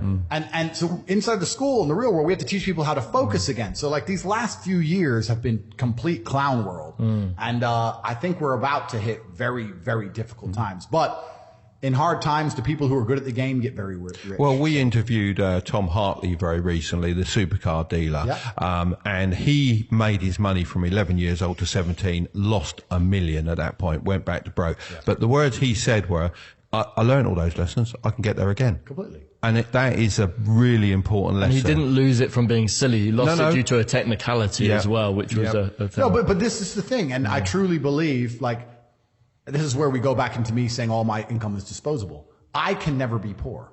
My skill set, the people I know, my phone book, my reliability, my reputation. You could take all of my money today. I'll be a millionaire again in 2 weeks. Like I can call people and say, lend me 10 mil. Oh, that's Tate. He'll give it back. I can call people. I know people. I have a place I can go. I'm good at speaking. Like once you have those lessons and once you have that network and once you have those things built, you can't go broke. You really can't. You get to a point of life where the only way you could go broke is if you become a drug addict or something ridiculous. But yeah, so the lessons are very, very important. I want to make it clear because these last few years, people skipped all of them. Even if they have a little bit of money, they have none of the lessons, and they're going to suffer. The universe will teach them a lesson. Forget the bad things, remember the lesson. That's what I always say. Absolutely. I think your friends and your circle is a good way to make sure you're learning those lessons. They can get onto you and say, look, you're making the same mistake again and again. How do you build your circle? I'm ruthless. I am ruthless. I'm ruthless. You wouldn't be any other way, would you? No, but I don't have time for brokies. I don't have time for sad people. I don't have time for unlucky people. I don't have time for someone who's complaining. I don't have time for negativity. I don't have time. I'm so ruthless. If I knew a dude who always had a cold, I wouldn't talk to him anymore. You're too sick. I don't like it. My circle is winners. Everyone around me is a winner. No matter what bad happens in our lives, we win. And it's amazing to me that people understand that you are the sum of the 5 people you spend most time with. 100%. But then they don't curate their circle. No. They'll go, yeah, I understand that part. And then they'll still hang around with a bunch of fucking losers. The problem is, it has to be a value exchange. You can't be a loser hanging around with winners because winners don't want to hang around with you. You need to find a way to provide value and work your way up. But as you progress through life, there's going to have to be people you cut off because they're just holding on to your coattails, slowing you down. And no matter how many times you give them a chance, they don't want to fucking progress. And that's their decision. That's fine. You don't have to feel guilty about that. You have to we covered it on a short recently, and we got quite a lot of hate on that, didn't we? The fact that we've had, through my life, I've had to cut people out, and I don't want to cut them out. It's just I'll be dragged back, and I can't gradually move up on the levels because they're holding on to the person you used to be, and they expect you to be that person. They go, "You've changed." Headlines? Yes, I have. Why haven't you? Completely. And life is a value exchange. Every friendship, every relationship, every business relationship, there has to be an exchange of value. If as you progress through life, if people stay in the same place, you're only giving value and you're not receiving any value back. And you have to be ruthless about those things. Like, I have a very curated circle, and everybody in my circle is extremely useful, and we're extremely successful. And it's a very motivating thing. If you're in a room full of ice cream experts and all they talk about is ice cream, how to move ice cream, how to sell ice cream, different flavors of ice cream, how you make ice cream, you're going to learn a lot about ice cream. If you're in a room full of people who are billionaires, and guess what they're talking about? Money. And guess what you're going to learn about? Money. I don't sit and have pointless conversations with people. I don't even know what people are talking about. If me and my friends meet, we end up talking about the earth and how it can pay us. That's what we talk about. And that's how we manage to make a bunch of money. So you have to be ruthless with your circle. And for people out there who understand this, a lot of people say they understand it, but they genuinely don't. But if you do, and you are trying to progress your circle, you need to find a way to provide value. You need to either join networks like my one on corporative.com, or you need to find a way to provide value. I'll give you an example. In Romania, I was driving and I went to a town called Cluj. It's a very small town. I went in a nice car, and a kid came up to me and he said, I run the car spotting page, and we take pictures of the Ferraris and Lamborghinis. Can I take a picture? It's like, yeah, sure. And anyway, he took a picture of it, and then he gave me his business card, and he said, I just want you to know, I don't even like cars.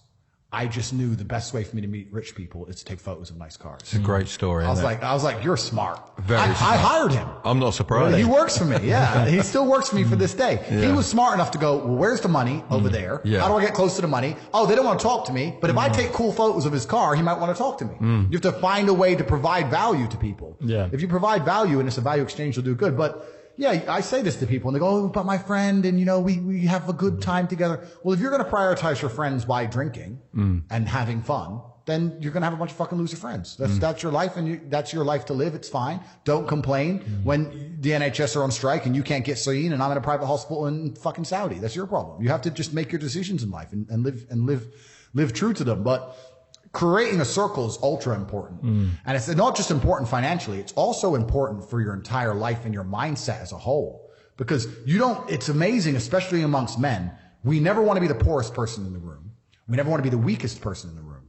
You never want to be, so if you're with a group of killers, you have now this massive expectation. It's almost like societal pressure and a positive force. If I go to my friends, I can't be the weakling. If everyone does X amount of push-ups, I have to do them. You might get dropped out. Yes, well, you don't want to. That's not happening. You don't want to feel that way, right? It's funny you say that, because when I first met Kai, he was so against working out, but now he started, because we all work out in the group. So he's getting there. But that's it. So you can get, just like peer pressure can be a negative, peer pressure can be a massive positive, and it can accelerate you towards the moon. You can get an upward spiral. So my team, it's not just about how we make money. It's also an entire mindset. I don't want to be the only scared one in the group. If me and my 6 closest friends are walking down the street and a couple guys came up to us with machetes, I know they wouldn't be afraid. So now I'm not afraid. Now no one's afraid. Now you're fucked. Now the guys with the machete should be afraid. That's right. It's like an army. It's like a gang, right? You have to have that mentality. So it's not just even about money. It's about your entire life you create. If you're a person, if you're a man and you're out here and you go, you know what? Who do I want to be? I want to be strong and rich and brave and respected. Then I need friends who are strong and rich and brave and respected. That's what you need to do. If you're going to say, oh, I want to be these things, but I hang around with this guy because we play FIFA together, then you can stay a fucking loser. And that is your decision. Stay a loser. I have no sympathy for losers. I want to make this another thing clear that ends up on TikTok and everyone cries their eyes out. I don't give a solitary fuck if you want to stay at the bottom of the societal totem pole. If I'm going to ignore how I feel day after day so I can perform, regardless of whether I'm sad, happy, pissed off, tired, if I'm going to get up and work anyway when I'm tired, how do you expect me to feel sorry for you because you didn't work when you were tired? If I don't care about my own emotions, I certainly don't give a solitary shit about yours. If you want to stay a loser, stay one. Good. It's fine. Stay a loser. I have no sympathy for you. I don't care. What would you say the single thing was for you to go and grab life by the bollocks and go for it? Because something had to spark that. I was instilled with a duty for a very long time to honor my ancestors through achievement. And I was told from a very young age that the only thing your ancestors are interested in is achievement. Even to this day, when I do podcasts, people repeatedly talk about my father. If I wasn't successful, he wouldn't be spoken about anymore. He died 9 years ago, and he was a good chess player, but no one's really that interested in chess. The reason he lives on is because I'm so monumentally successful that people are interested in my origin story, and he is mentioned. The reason I will live forever is because my son will be so monumentally successful that they'll talk about how he could have been such a perfect specimen of man, how he was raised, and they will mention me. If you give a shit about your ancestry, and if you give a fuck about your family, and you're not a selfish person, and you want them to exist out in the ether for reality, for the eternity of reality, it is your duty to be successful. That's why I got Dad to start the YouTube channel, because it's kind of commemorating you forever. People can look at that. Am I on my way?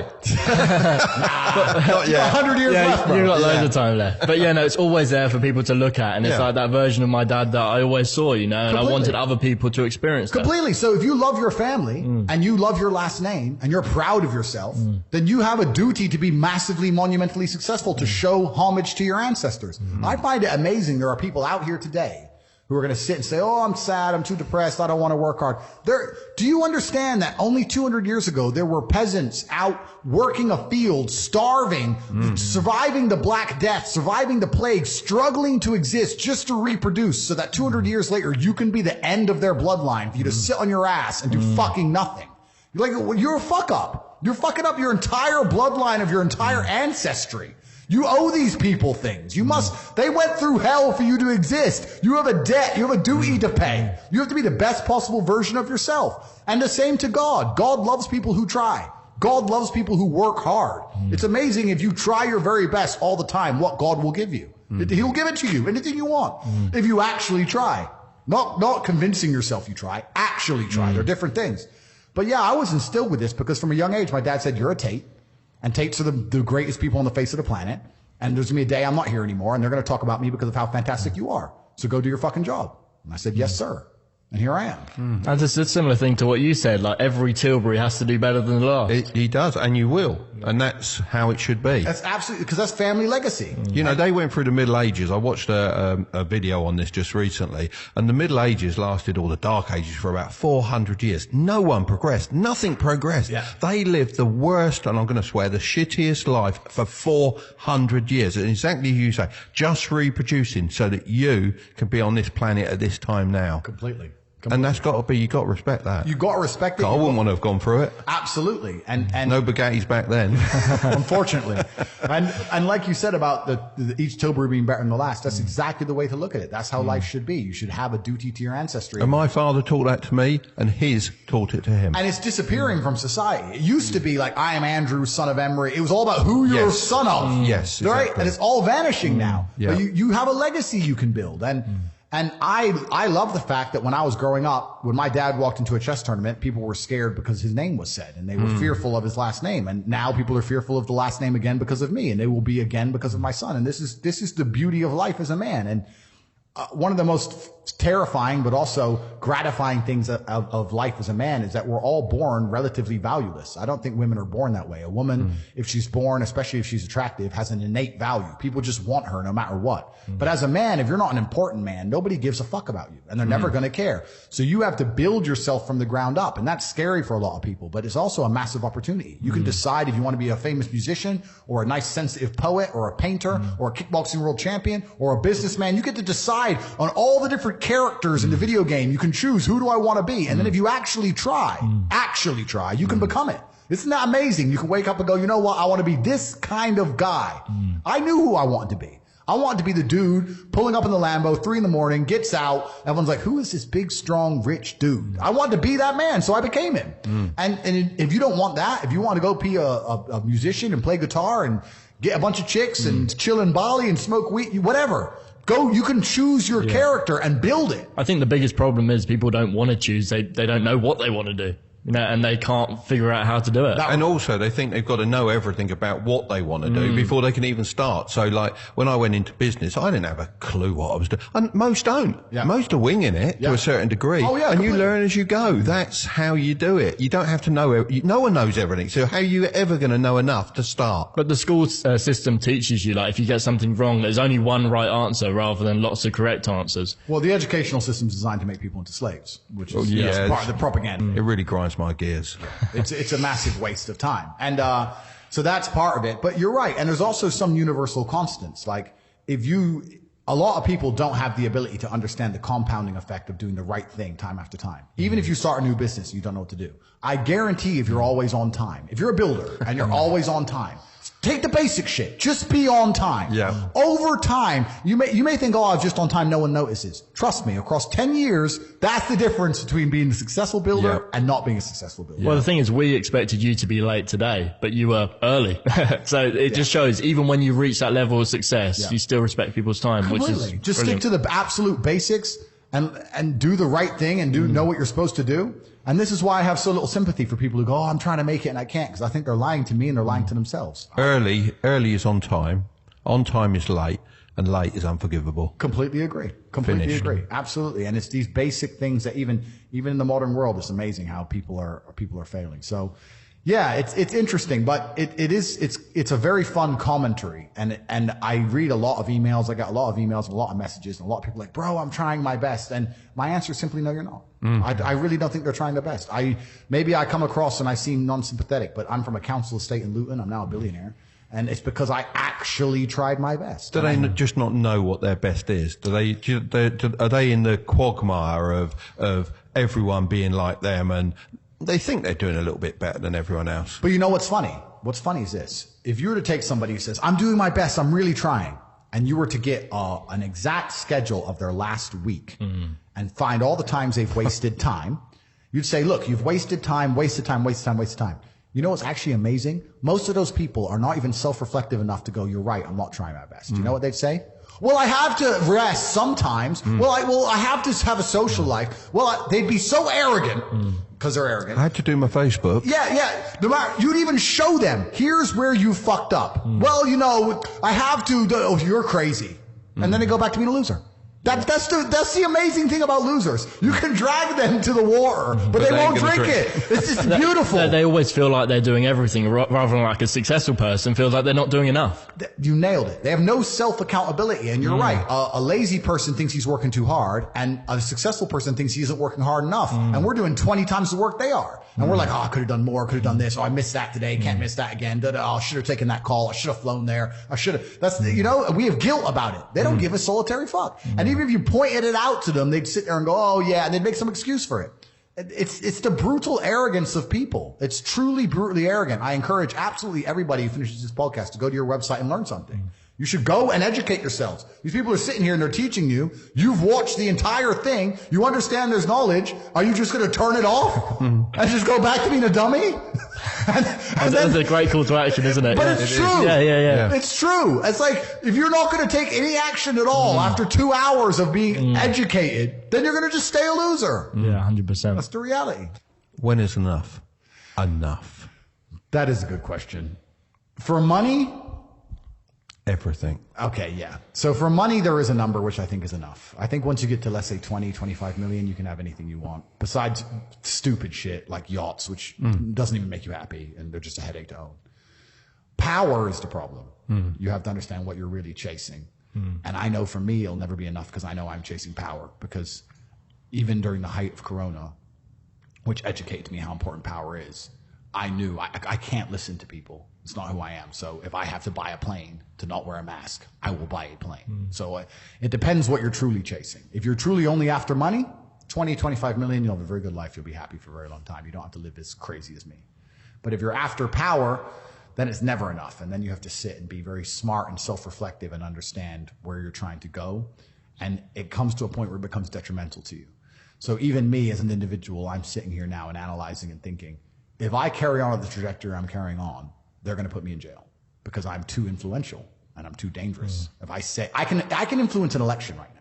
That's a huge worry, isn't it? It's scary for them. They're like, oh, who's this guy? Yep. And they've tried to get me to sell my soul. I'm not going to give too many stories, but on multiple occasions, they've tried to get me to sign contracts and offer me a bunch of money to shut up and agree to this and agree to that. And I won't do it. So now they're sitting there going, okay, there's this person with massive influence, perhaps the most influential man in the world. We've offered him to sell his soul so we can control him. He won't do it. He can influence things massively. He is a wild card. What do we do about this person? And they sit and they go, okay, well, accuse him of something, put him in jail. And if that doesn't work, then it's like, oops, car crash. That's the end. So I'm now at a position where I'm like, I have to very strongly gauge how far I want to go. Because Icarus flew too close to the sun. Yeah. So it gets scary, right? So you have to be very self-reflective of these things. But Yeah, how much is enough? I don't know. I hope I'm going to balance it just right, and I'm going to save the world and awaken people from the Matrix and stay breathing as long as possible. We'll have to see how it goes. But I will say this, because I say it on every single podcast. If they lock me up for some insane bullshit, I didn't do it. And if they say I killed myself, I didn't kill myself either. It's all a fucking lie. And I'm going to say that here now. Thank you very much for taking the time to come on Strike It Big. It's been really appreciate it. mate. Really has. Thank you very much. If you've enjoyed that, make sure to smash the like button for the YouTube algorithm. And it's goodbye from me. And it's goodbye from these two. Laters. See you later. Bye. I'd rather not be in the outro when he does it like that. Yeah, we need to slightly change it. Thank you for your time, Andrew. That was really, really good. Thank you.